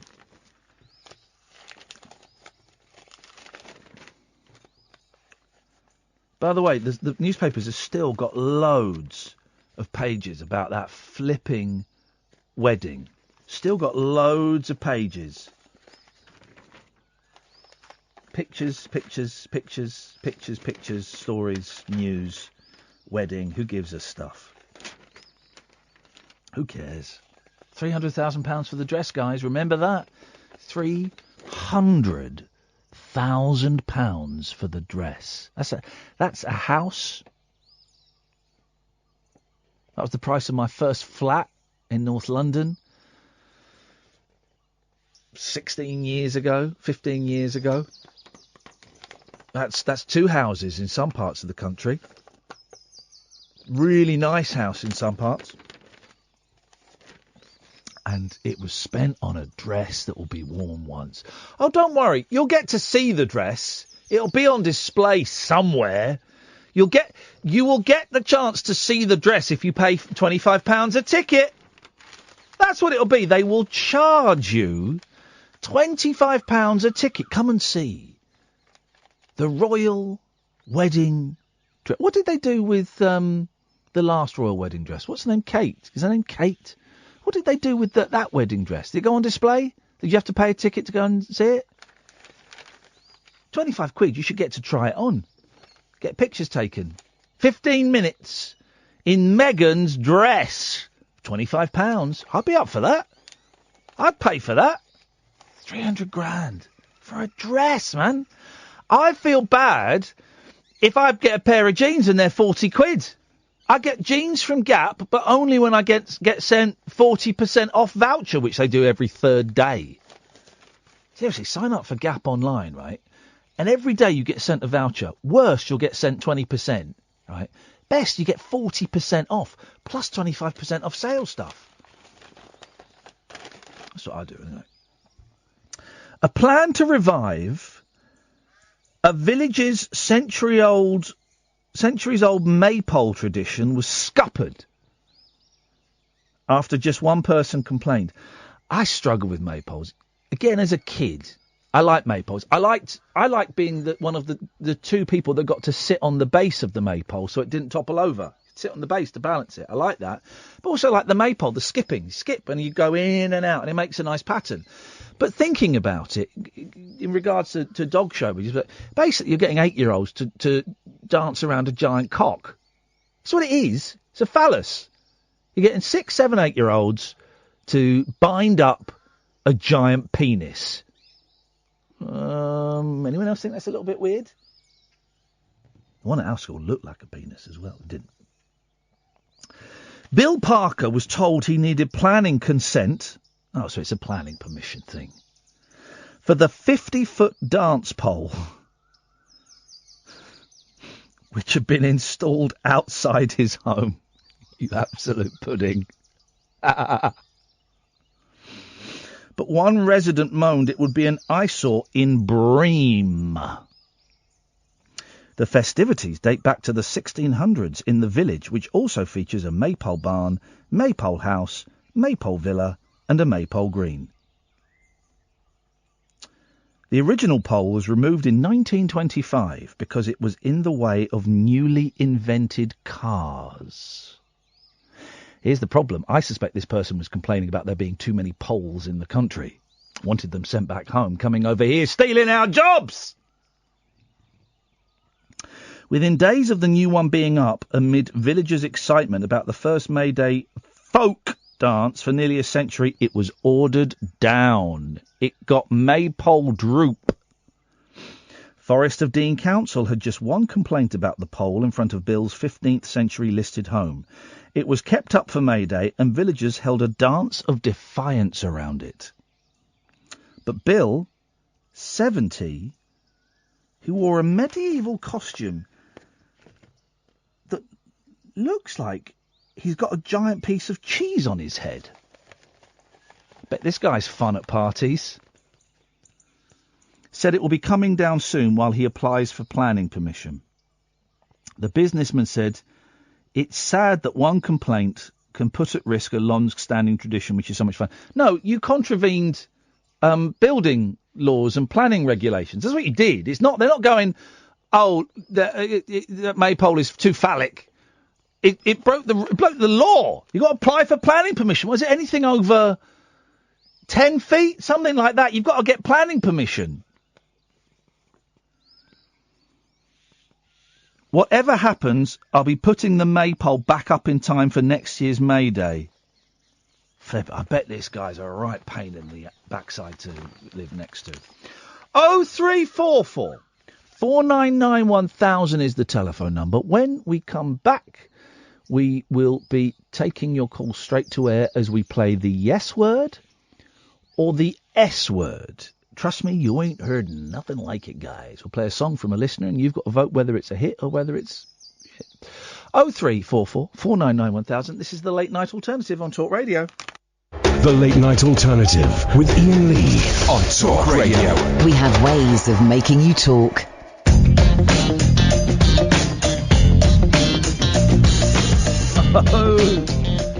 0344 499 1000 is the telephone number if you want to give me a call.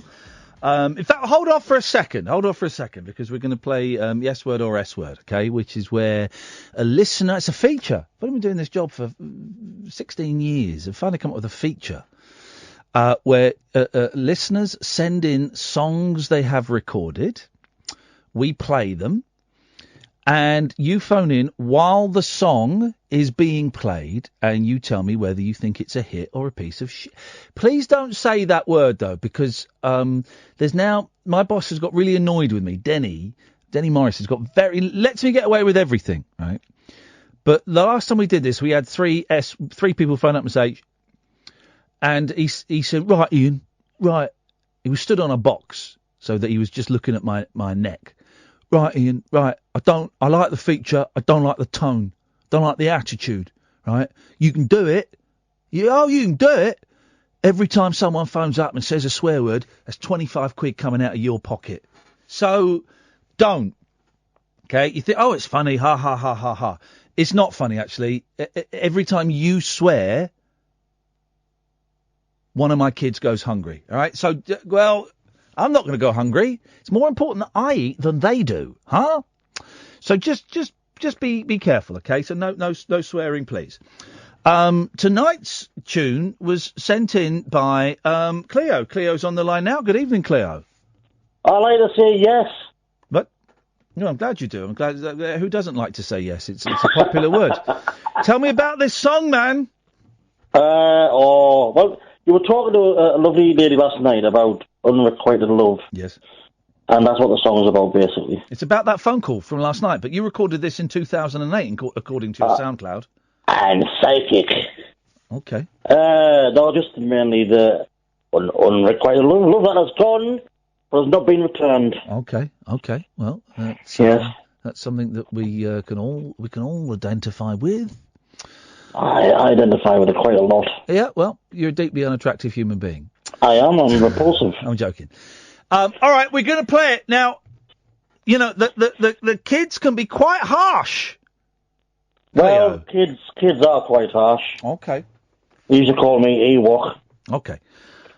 Cleo, stay there. We'll come to you afterwards. Here we go. I'm going to play it, guys. You've got to phone in live while this is going on. You will come straight to air. Okay. I'm going to take the call straight to air, and you just come out with it, yes word or S word, and you can have a little critique if you want, okay? Please don't swear. It's 25 quid every time you do a swear word. I'm trying to buy a house.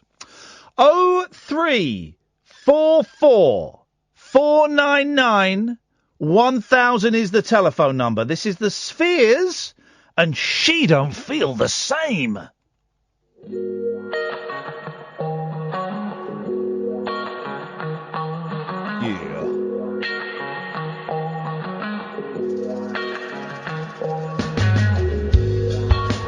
Phones are going crazy already. 0344 499 1000. Line 1, yes word or S word? It's got a funky beat. I'm in S word. It's got what? Funky Funky. beat. She said funky. I thought that was my first 25 quid. 0344 499 1000. Line 2, yes word or S word? Turn the radio off, you idiot. Yes word or S word? S word. Thank you very much. That was an S word. But that came from an idiot, so that doesn't count. Line 3, yes word or S word? Please stop it, Ian. This is a load of crap. Okay, that's not technically a swear word. We can get away with that, but that's borderline. Line 4, yes word or S word? That's a bit harsh, isn't it?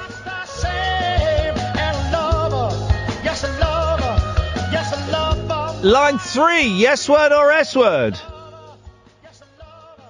I can't hear the song. Okay, right, I mean, flip it. Line 5, yes word or S word? It's a no from me. It sounds like it's from a porn film.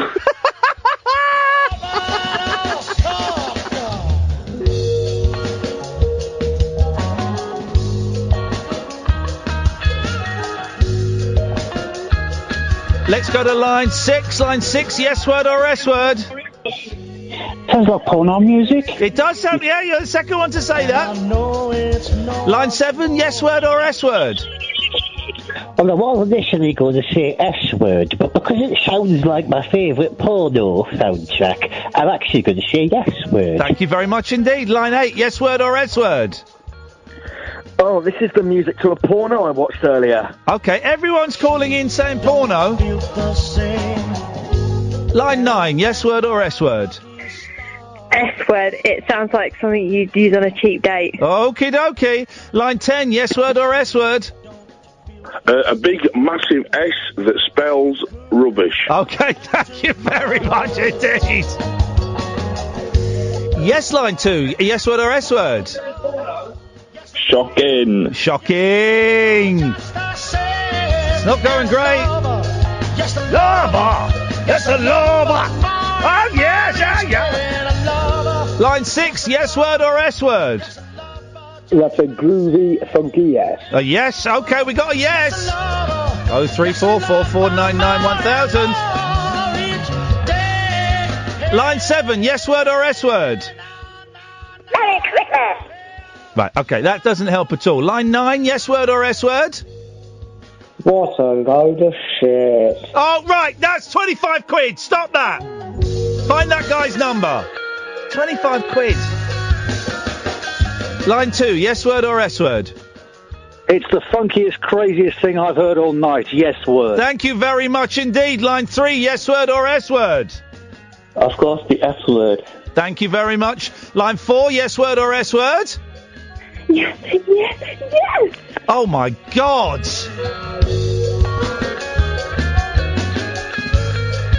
Line 5, yes word or S word?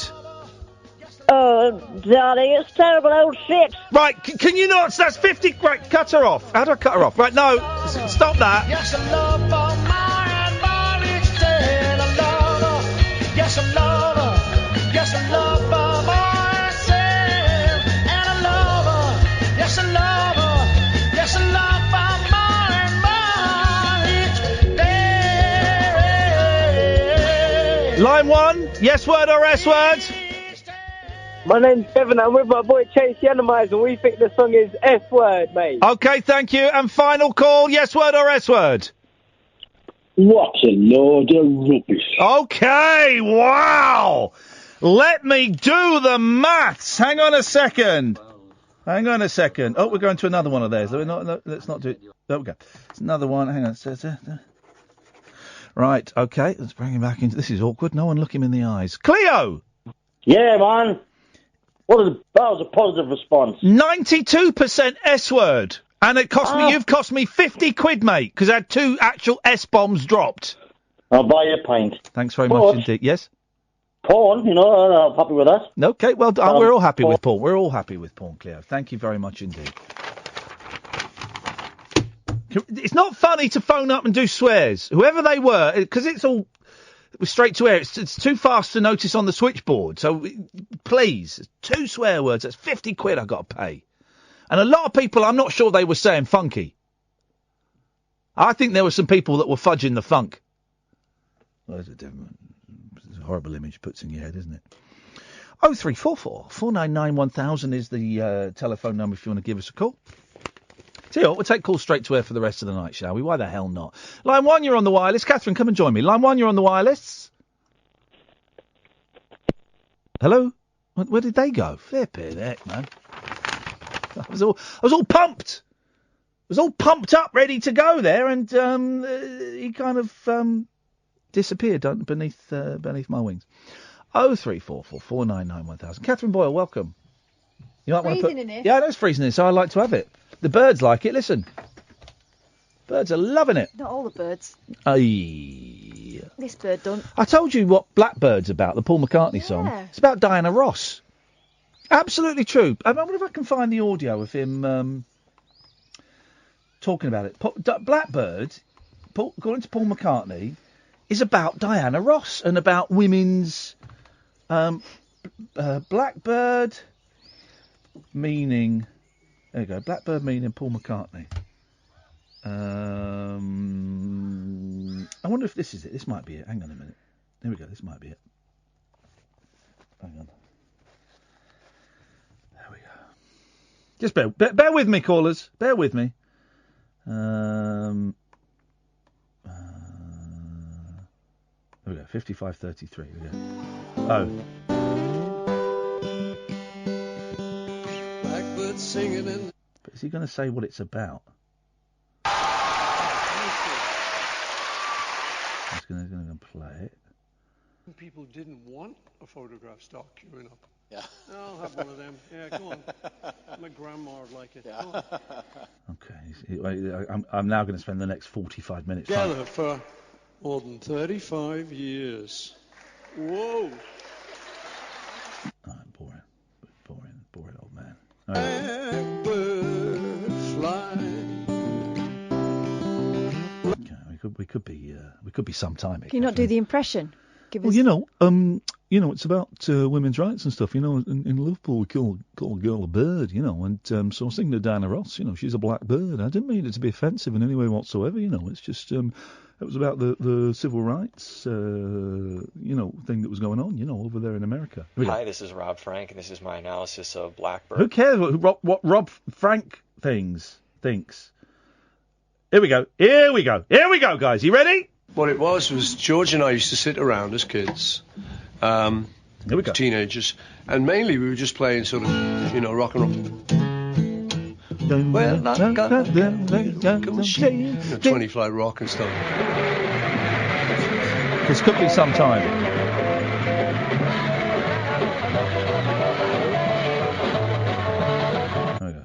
To show people that we weren't as stupid as we looked, and it was by Bach. Bach, and it went like that. He means back, but it's Scouse pronunciation.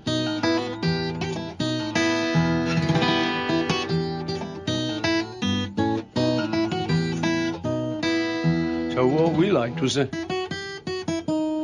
the melody, and then there's or whatever, the bass line going at the same time. That was it's kind of harder to do than anything we did. So that was how we did it, but we got it wrong. It should go da da da da da da da da da. All right, mate. Get to the bit where you talk about Diana Ross. Bass line.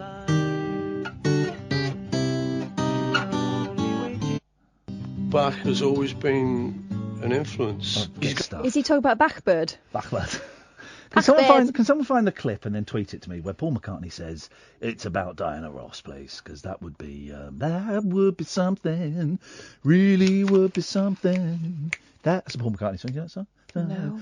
Meet you in the pouring rain, Mama. Meet you in the pouring rain. It's a great song. Meet you in the pouring rain, Mama. Meet you in the pouring rain. And what's it called? It's called. It's either called That Would Be Something or Meet You in the Pouring Rain. It's one of the two. I like McCartney. I get why he gets all I get why he gets the flack.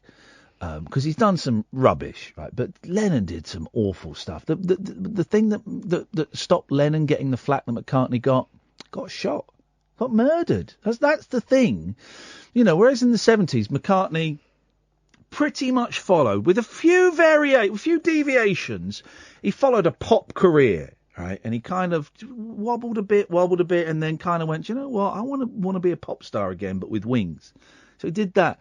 And Lennon's doing all his kind of, very dodgy political groups that he backed, kind of the Black Panthers when they were, talking about violence, and some very dodgy sort of sub-political groups, and giving them hundreds of thousands of dollars, and writing some great songs and some lousy songs as well, some terrible.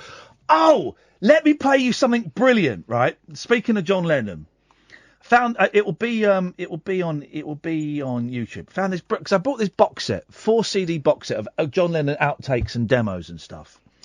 And there's a lovely clip. Oh, this is great. So this is him with Sean Lennon. Right? It couldn't be any older than 5 because Sean Lennon died when John Lennon was 5. No, yeah, John Lennon died when Sean Lennon was 5. That would be weird, right? This is brilliant. Listen to this.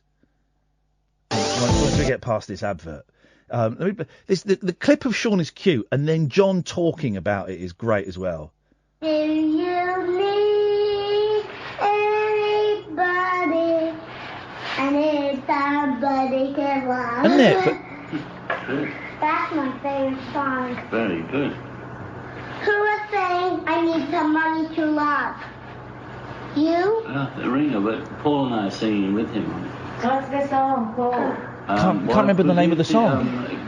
What would you think? What's it called? I forgot. What would you think if I sang in a song?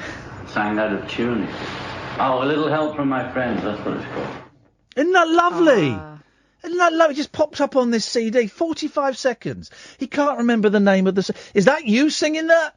Well, it was Ringo and me and Paul singing in the background. What's it called? Oh, what's that? And it's that thing of, what's that?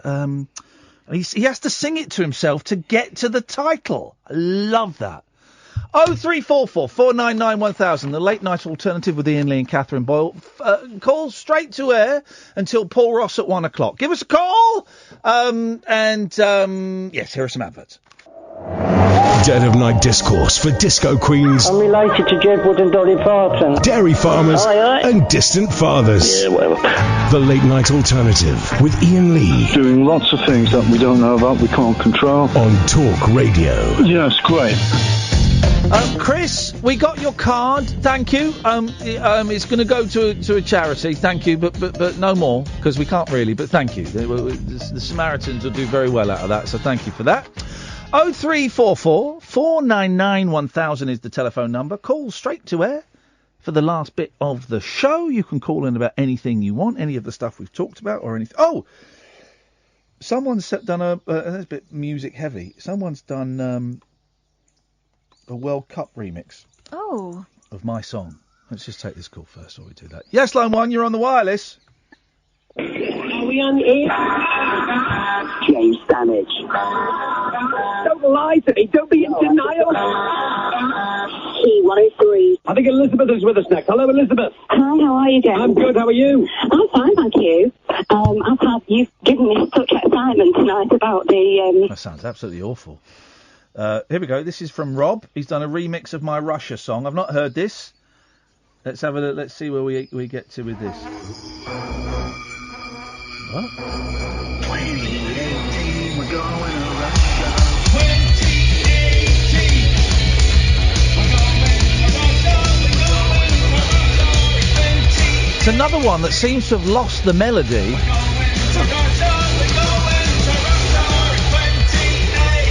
The drumming's good.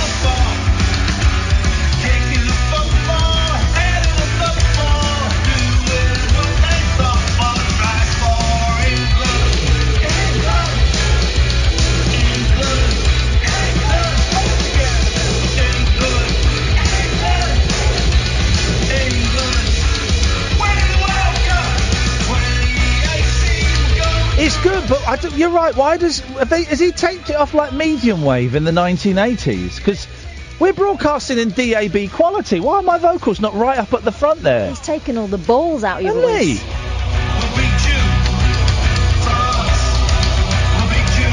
This bit's good. I list countries and then say we'll beat them. I see what you've done there.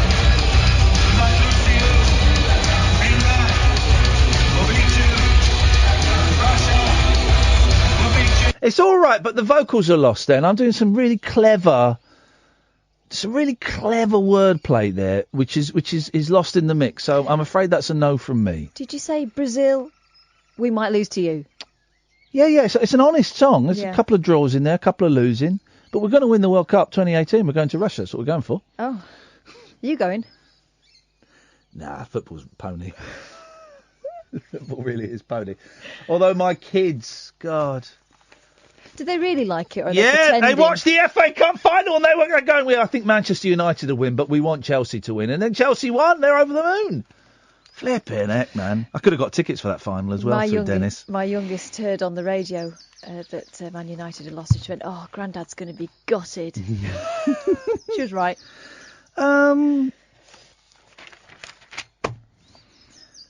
Elvis's ring has sold. They'll buy anything these days. A star-shaped diamond ring that Elvis Presley gave to a female fan at a 1975 concert sold for £89,000. Flipping heck. Donna Lewis was 20 when the king handed her the sparkler in white gold and featuring 50 stones. Wow, it sounds beautiful. That's so classy. She kept hold of it for 43 years before deciding to sell it because someone told her how much it was. Yeah, it's probably worth about 85 grand. Sorry, what? You see my Elvis ring? It's beautiful. You're going to sell it? Oh, God, no, I'd never sell it. It's probably worth about 85,000 quid. Sorry, what? Who should I phone? Hang on a minute. This doesn't make sense. Why did he give her his ring? This story doesn't make sense. So the first paragraph, sold star-shaped diamond ring that Elvis Presley gave to a female fan. See if you make sense of this, right? Uh-huh. A star-shaped diamond ring that Elvis Presley gave to a female fan at a 1975 concert sold for £89,000. Mm-hmm. She kept hold of it for 43 years before deciding to sell it through US auction house Julian's, where it fetched £75,000 before fees. Ah, okay. Before fees? Yeah. Oh, okay, so then the buyer has to pay on top of that. Boom. Right. Auctioneer Martin... So, actually, it's not that impressive. Well, it's still quite a lot of money for something she got for nothing. Well, I'm assuming she didn't do anything for it. I once bid on an online live auction in New York. Right. Sorry, you busy, mate? I'm just turning my phone off so it doesn't vibrate. Okay. Wait. It's done. As one caller said, quiet radio. I think you just said idiot wrong. What is wrong with people tonight? I'm being like a real genial host tonight. They walk all over you. This is why you ended up getting so bitter. Walk all over me? Then they start giving you mood and tood. You remember why you've got a snark on. I was watching live from New York an auction of Davy Jones from the Monkees stuff. I'm watching it live on my computer, and the family are all sat around me, and I was watching it. And you watch it, and you can see it, and you click this button to buy, to bid. And there's a load of tat there. There's some good stuff, but there's some tat. And one of his driving licenses came up. And I'm sat there watching it, right? And it goes up to like $400. Right? And I'm thinking, what happens if I click this button? Oh, it goes up to $425. Okay, well, let's see who bids. No one's bid. It's mine, $425. And I cacked myself, because you have to kind of register with them before, right? But you don't give them your card details, but you give them your address and stuff. And so then I started digging around online, thinking, I can't afford $425. It's not even a very good driving license. And so I started Googling getting out of online bids at real auctions, not like Electronic Bay, at like real places. And basically all these websites say, I can't, it's illegal. You've got, once you're in, you've got to pay. And because it's $424, and then also there's like the fees you've got to pay on top, which that take, and then postage. So it was looking about $800, $900. It's $1,000, so 700 quid for a crappy driving license. And that's not going to go down well. Well, I mean, it's too late by that point anyway. But so I started panicking. I thought, right, I'm just not gonna contact them. Obviously, immediately they say, well, congratulations, this is your total. And I was like, flip. And so I ignored it, and they emailed me 2 more times, and I had to go and say, look, I've made a terrible mistake here. My kids got hold of my computer, and they bid, and I laid it on thick about being ill and oh yeah, oh God.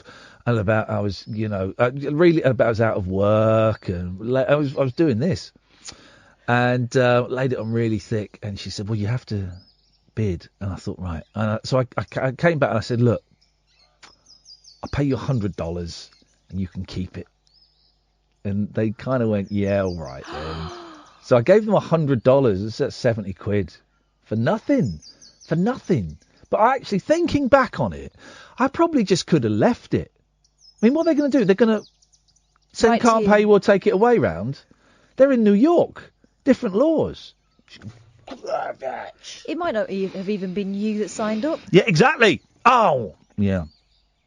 Auctioneer Martin Nolan said, Donna is a wonderful lady. It was heart-wrenching for her to let the ring go. Yeah, man, it was so typical of Elvis. He loved his jewelry, but he also loved pussy. Oh, no. He doesn't say that. He used to hand out rings as a sign to the Memphis Mafia that he wanted to take care of business with the lady to whom the ring had been handed out. That's not true. Are you reading this or are you making this up? The king went down on 5,000 women. What? Using the ring technique. Donna was so touched she took a placard to another show with a thank you message on it.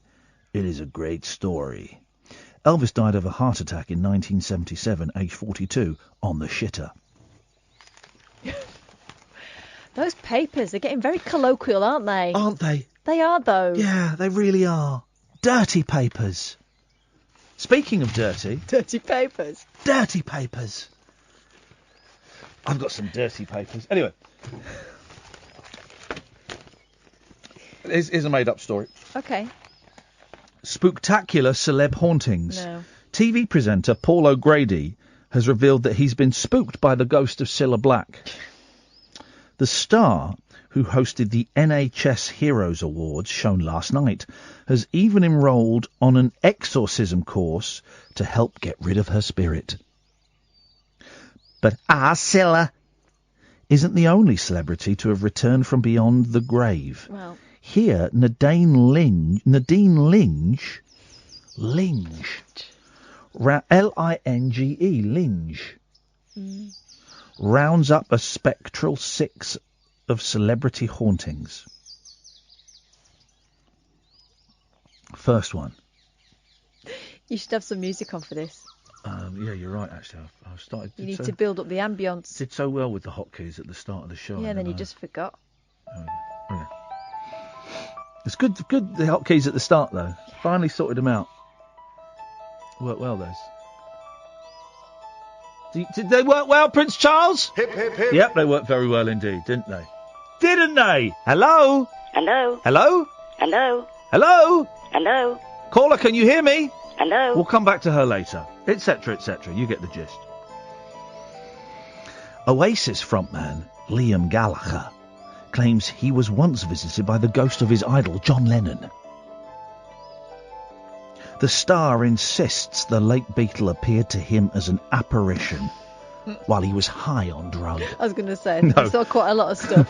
As an apparition while he was staying at a friend's house years ago in his home city of Manchester, a city that meant so much to the Beatles, as they came from near it. Yeah, but fierce rivals. He said, I remember getting up and feeling really weird, you know. I turned round and there I was. That's John Lennon. No, that's me, isn't it? There I was, lying on the bed, and I sort of fell back into my body. There was a presence there, and it was Lennon, our kid. Sir Paul McCartney and Lennon's son, Julian, also claimed to have spotted the ghost. Amy Winehouse.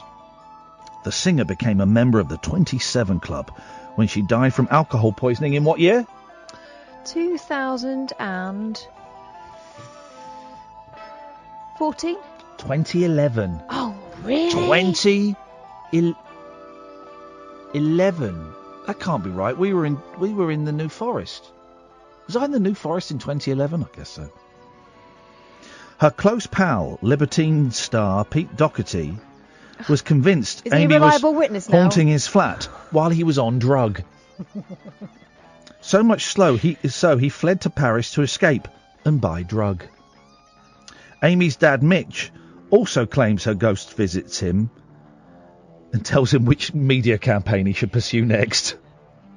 He said, I could not begin to tell you how much she's around. There are a lot of strange happenings.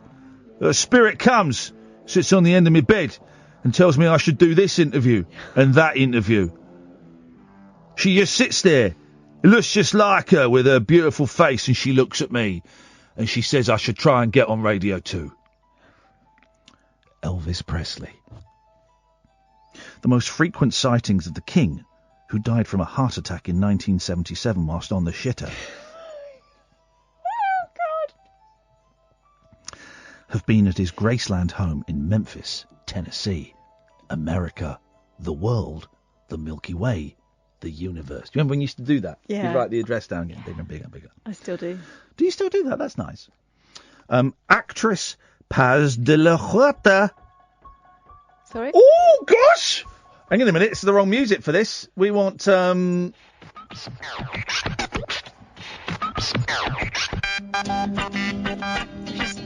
seen a future ghost. Hang on. Is this the right music we want? No, I tell you exactly what music we want. Hang on, stay there. I know exactly what music we want. You're killing the mood now, mate. No. I know exactly what music we want for this. Hang on. I'm going to make myself laugh with this. Exactly, you've already tickled yourself. Make myself laugh. This is what we want. Right. It's this.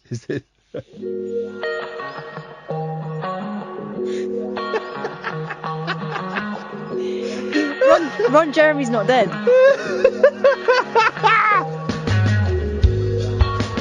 Stink face.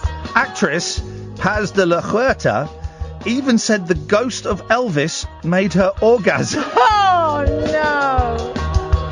She don't feel the same. She don't feel the same. She don't need to tell me why. This is how he did it, right? Elvis made her orgasm through... She don't feel the same. I should get on with my... Actress Paz de la Huerta even says the ghost of Elvis made her orgasm through ectoplasmic touching. Wowzers! Oh. When she visited the recording studio. But his ghost has also popped up at the Las Vegas Hilton, where he last performed, the studio in Nashville, where he recorded Heartbreak Hotel, and pretty much anywhere where there's some charlatan trying to spin a buck. Thank you very much. Marilyn Monroe. Oh. The Hollywood bombshell spirit has been spotted at home in Los Angeles, at a house belonging to former husband Joe DiMaggio, and among the graves at the cemetery where she is buried. Marilyn, who died from a drug overdose in 1962 and had a cracking set of knockers, has also appeared at the Hollywood Roosevelt Hotel, where she was a frequent guest. She's said to haunt the full-length mirror in the hotel's lobby and has been seen dancing in the hotel's ballroom. She's also been spotted standing over manhole covers in America where they blow hot air up and you can see her ghostly vag. That's too far. Too soon, guys, too soon. Harry Harry Houdini. The famous escape artist publicly denounced spiritualists during his lifetime, even taking one medium to court. But shortly before his death on Halloween 1926 at the age of 52, he told his wife Bess he would try to contact her from beyond the grave. On the first anniversary of his death, she held a séance to attempt to chat with him. Violent lightning and thunder suddenly exploded over the room. That's weather. They were doing the séance during a storm. Flippin' heck, man. These stories are really starting to make me cack my pants. Hey, do you know who designed the modern wing of the aeroplane? Wings used to be rectangular on aeroplanes. Right. Not efficient. And Howard Hughes wanted planes to go faster. Yeah, not our Harry Hughes. No, God, no. The real He wants Howard. them to be invisible Yeah, ghost planes. Ghost planes. No, Howard Hughes, the aviator. Yeah, The storer of his own wee-wee. yeah. The grower So of he fingernails. spoke to someone very famous person and said, I'd like my planes to go faster. Any ideas? And this woman went and read books about birds and fish and designed what we now know as the modern wing on an aeroplane. Was it...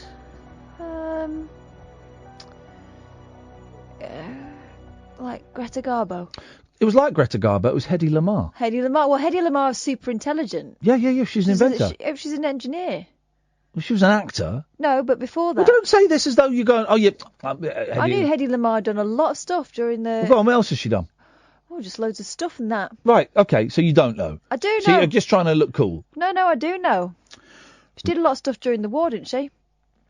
Like engineering and that. First woman ever to portray... What was she the first woman ever to portray in a movie? And I can give you a clue if you want, actually. I'll give you a clue.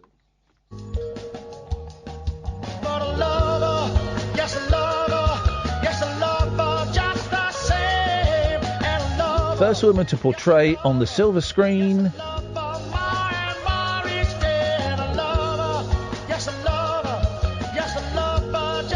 What, a porn star? Orgasm. First woman ever to portray an orgasm on a... Portray an orgasm. I don't think you portray one. You act it. Crack one out. Oh, for crying out loud, you dirty cow. You've ruined the vibe there. That's an interesting fact. I mean, acting-wise. Not... Oh, go to the ads, James. I'm disgusted. The late night alternative with that man, Iain Lee. There's no strangers here, just friends you haven't stalked on Facebook yet. Have never sent my picture to anyone who didn't request it. The late night alternative with Iain Lee on Talk Radio. Yes. 03444991000. Call straight to air. Paul Ross will be in a bit. Let's go to line 1. You're on the wireless. So, has a ghost ever made you orgasm? No. No, I would not let a ghost touch me like that. Succubus. 'Cause I love her, and I love her, and I love her. Cannot stop singing that crap is song. Whoa, yeah. If you want to get your S-word. If you want to get your yes word or S word songs in, Ian@IainLee.com. By the way, newsflash. So if you go to IainLee.com, click on events, you'll see the shows we're doing.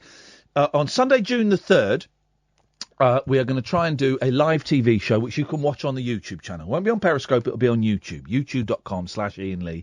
Make sure you sign up to it. And Sunday evening, sometime between 6 and 8, we're going to try and do a live TV show in front of an audience. Tickets are still available. I will give you the link in a minute. But it's going to be me and Catherine, and we've just got confirmed special guest. Katie Puckrick. Katie Puckrick is coming along as a special guest. So she's going to be part of the show, and we're going to show some videos that people have made. I don't quite know what it is, and I will have to have a little think about it. Probably, what am I doing? Oh, Saturday. Probably have to think about it on Saturday evening. Saturday, I'm off to interview Kirsten, the young lady who was set alight by an absolute horrible person. We talked about this story a couple of weeks ago, and I just find it an incredible story. And she intervened in a neighbourly fight. She had a and the girl, guy set her on fire. Yeah, poured petrol over and set her on fire. You know, completely burned. And she's got a little girl called Madison, with two Ds. I must remember it's two Ds. Who's 10. I think Kirsten's 26, 27. She's a young woman, you know, and it has been. It's just horrific. And I've been chatting with her dad on email, and he's been kind of going back and forth between, you know, talking to Kirsten, and so I'm going to go around and meet them. I'm going to go and meet them on Saturday. I'm really looking forward to it, and going to have a chat with her, and you know, just get the story, not so much the story of what happened. We'll have to cover that, I think, but the story of what happens afterwards, of how you recover, how you know, her daughter dealt with seeing her mum completely unrecognisable, how she reacted. Apparently Madison is, I don't think I'm breaking any confidence by saying this, but was shocked and upset at first, as you would be. But now it's, you know, it's mum, and she explains to all her cousins, it's mum. Mum just looks a bit different, and that's it. And that's incredible. And that's the thing about kids. Kids are resilient beyond anything, you know. And so we'll have a chat with her, and we will play that out one night next week. I'm kind of hoping, if she's up to it, that I think we'll get an hour. Well, I think there's so much to cover. Sure, we'll get an hour, and that really depends on physically how much she can take. 'Cause I know she gets very, very tired. I know she's in a lot of pain, and it's just an incredible story. And it's and there's a Just Giving page, and we'll plug that as well next week. You know, because this is her whole life is now affected. You know, the rest of her life is going to be affected by this, and she's still very, very ill. I think she's just come out of hospital because the hospital think it would do her good to kind of recuperate at home. But she has to go and have skin grafts, and will have operations and all of this stuff. You know, and obviously she can't work, and she's got a kiddie to look after, and so there's a Just Giving page which we will plug the heck out of next week, and it's going to be. I hate saying the phrase a fascinating story, because it does feel quite demeaning to the horror that she has been through. But what an interesting human being, and an inspiring human being. You know, the fact that she wants to carry on and wants to be a mum and wants to get on with her life. You know, when you'd be well within your rights to go, nah, stuff this. I've had enough. You know, really looking forward to meeting her and Dad, and I hope I get to meet Madison as well, but I don't know if that's happening. Her mum and dad are, you know, playing a real blinder. We've been emailing, and I said, "How are you doing?" I think her dad's called Paul. How are you? He said, "Well, you know, it's tough, but we have a family, and we take the piss out of each other. And that's what families do. You know, that's how families survive, is by." You know, he's having a laugh at each other, and, you know, in that way that only families can. I'm really looking forward to meeting them. It's going to be really interesting. Line 1, you're on the wireless. Oh, you bottled it. Okay, that's fair enough. That's fair enough. What have I written down? There's a love her! Stop it, because I'm going to be singing that in my head all the way home. I love her! I love her! Love her! They were supposed to be, this is the Daily Mail, they were supposed to be treasured mementos of a historic day. An historic day, surely. Mm. But some of the goodie bags handed out to guests at the royal wedding are already being hawked on auction websites for £50,000 or more. I saw this, but the thing is, it also showed where it's been shipped from. So if I were them, and I'm sure they're too classy to lower themselves, but there'll be someone at the palace who wouldn't mind knowing who's done what. It'd be easy to find out which guest is selling them. Let's go on eBay. Royal wedding goodie bag. Oh, well, there's one here for 150 quid. Hang on a minute. Is that one? Is that a proper one though? They're in sort of a jute Harry bag. and Meghan royal wedding gift goodie bag for guests. Includes order of service, unopened water bottle, gold coin, shortbread, fridge magnet, purple car sticker, spectator badge, balloon and a slice of cake. Postcard discount card. No, that can't be the official. Yeah, it is. So how long's that got to go, that auction? Is that just gone up? That's new. 9 days. All right, let's find endings soonest. No, there's one that's got 18 hours. That's 205 quid. There's one that's got 46 bids for 1,000 quid. Highest price. The gold coin is a gold chocolate coin, by the way. It's not even a... There's one here, it's got 98 bids. It's got 4 days left. It's £38,000. But I don't believe they're real bids. That's people taking the mick. Buy a piece of history and memorabilia to celebrate a momentous special day for Britons, Britons, BRITAIN', Britons, and the royal family. I am selling my limited goodie bag for guests of royal wedding of Meghan and Harry. Official bag with full contents containing commemorative chocolate coin, unopened, sealed and in original condition. Labelled spring water bottle, unopened and sealed in original condition. Royal wedding fridge magnet, so tacky. The castle spectator badge. That's what makes me think these aren't people that were sat in the church. No, it feels like it was people who were waiting at the gates.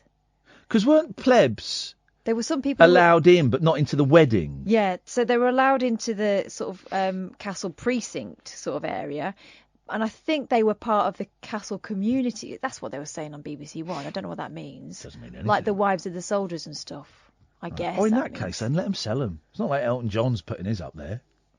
Put it somewhere. No, in that case, let them sell them. Royal wedding fridge magnet, the castle spectator badge, and a tub of handbag shortbread. Well, there seem to be... No, because the one that the guests got, I think had slippers in it. Yeah.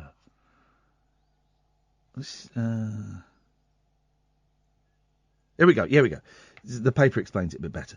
Harry and Meghan provided the commemorative canvas gift bags for 1,200 guests invited to watch from inside the grounds of Windsor Castle in recognition of their work in the local community. Right. The bags inscribed with the couple. They were not given to the 600 guests inside St George's Chapel. At least 12 have been put up for auction on eBay, while some have attracted bids of just 60 quid so far. One, which did not include the owner's spectator badge, reached £50,000 before apparently being withdrawn last night. Well, do you know what? To me, that's fair enough then. If they're just ordinary Joes. Of the gift bags listed on eBay, 3 sellers specified they will be giving the money raised to charity. Homeless charity Swindon Night Shelter has raised at least £340 for its gift bag, with 6 days of bidding to still go. I hear the pitter-patter of tiny feet. Come in. Not so tiny feet. Paul Ross has got the biggest feet in show business. Oh, mate, he walks in, he hands me the Noel Coward diaries, even after I've insulted his feet.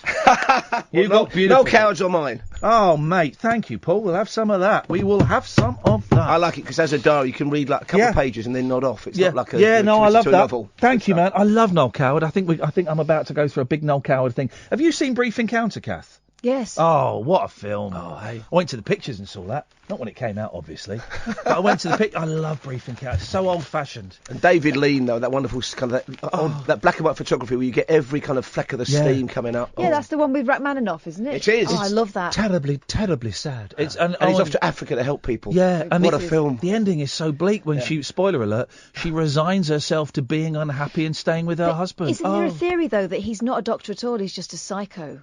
What? That's only in your head, Kath. Yeah, no, he makes it all up. You need to stay off of those internet forums. Mind you, that's a remake waiting to happen. Yeah.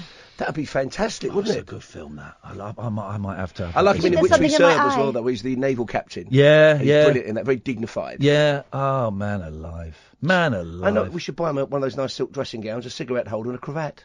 I've got a silk dressing gown, actually, Paul. Very nice. Yeah, Is it quilted, though? No, it's not quilted. I'd like a nice smoking jacket. Yes. I like I got those hats. Like an Uncle Bulgaria. Like a fez. It's not. It's shallower than a fez. I know the ones you mean. With the tassel hanging proper up. kind of late Edwardian hats. I bought one when I was in Prague. I love. Anyway, we're going off on tangents. Paul Ross, what's on your show this evening? Well, as well as the usual tosh, we have got a trip to Vanuatu, the island where we're speaking to people who regard Prince Philip as a god. Wowzers. You may have seen the TV documentary. Yeah. They were in ecstasies over the royal wedding, but they have written to the BBC demanding to know why there wasn't more of Prince Philip. Wow, it's a great story. That's of course in love to Vanuatu. Tick that one off the list of countries we're going to. Yeah. Got a bit of showbiz news from Josh Rom, who's kind of effervescent, full of beans and energy, disgustingly young, but very kind of on it with all the show business. I know. I don't like young people. Wasted on the young, as somebody once said. And all that, and of course we're talking about the big events of the day, some very kind of sobering events, Manchester and Grenfell Tower, the inquiry continues. So all that and more. Big old days. But thank you, Paul. Plus the dog that's rearing the ducklings in a castle in Essex. Here's a question that my son asked me, right? My youngest son, my 6-year-old. I didn't know the answer. Right, it's 2 questions. First of all, when the first thing that birds see, the first living thing, first moving thing, why do they think it's their mum? And are there any other creatures where that happens? Where the first thing the young see, they latch on. Kind of imprint. Yeah. Yeah. Because it's a good question. It's a good question. I said, you know what? I did know the one about why they do it. And there've been experiments, haven't they, where like they've put like a robot in front of ducklings and they think it's a mum. Tragically. It's sad, isn't it? But I wonder if there's any other creatures that happens. We'll investigate that on another night. Well, let's do it. It's your gift to me. Thank you very much indeed. Thank you, Paul. We got a phone call here. Yes. Well, we've got a couple of minutes yet, Catherine. Don't knock off yet. She's off to meet a psychopath masquerading as a doctor. Hello, line 1. You're on the wireless. This weather's killing me. Well, take a cold bath. I can't. Oh, yeah, tough. Sorry, Joe, that sounded a bit harsh. I didn't mean it to sound harsh, but we're out of time. Yes, line 2? Oh, yeah, Royal Wedding goodie bags. Yes? I'm just looking up now on a big auction site that rhymes with flea play. Yes, flea play. £38,100. Yes, we just literally did this on the radio. Oh, I didn't hear it because I've been on hold. Thanks for calling. No, you haven't been on hold. You just called in just then. Tissue of lies. Don't try and catch me out with that, you muppet. That is it. That is your lot. Stay tuned, though. Paul Ross is on between 1 and 5 o'clock. Don't forget you can go and download the podcast of this. Go to iTunes or your usual podcast provider. Type in Iain Lee, Catherine Boyle, Talk Radio. Something will pop up. We will be back tonight at 10 o'clock. Thank you, Catherine. Thank you. Oh, I'm so tired. Unbelievable behaviour. Thank you, James. Ta-ta.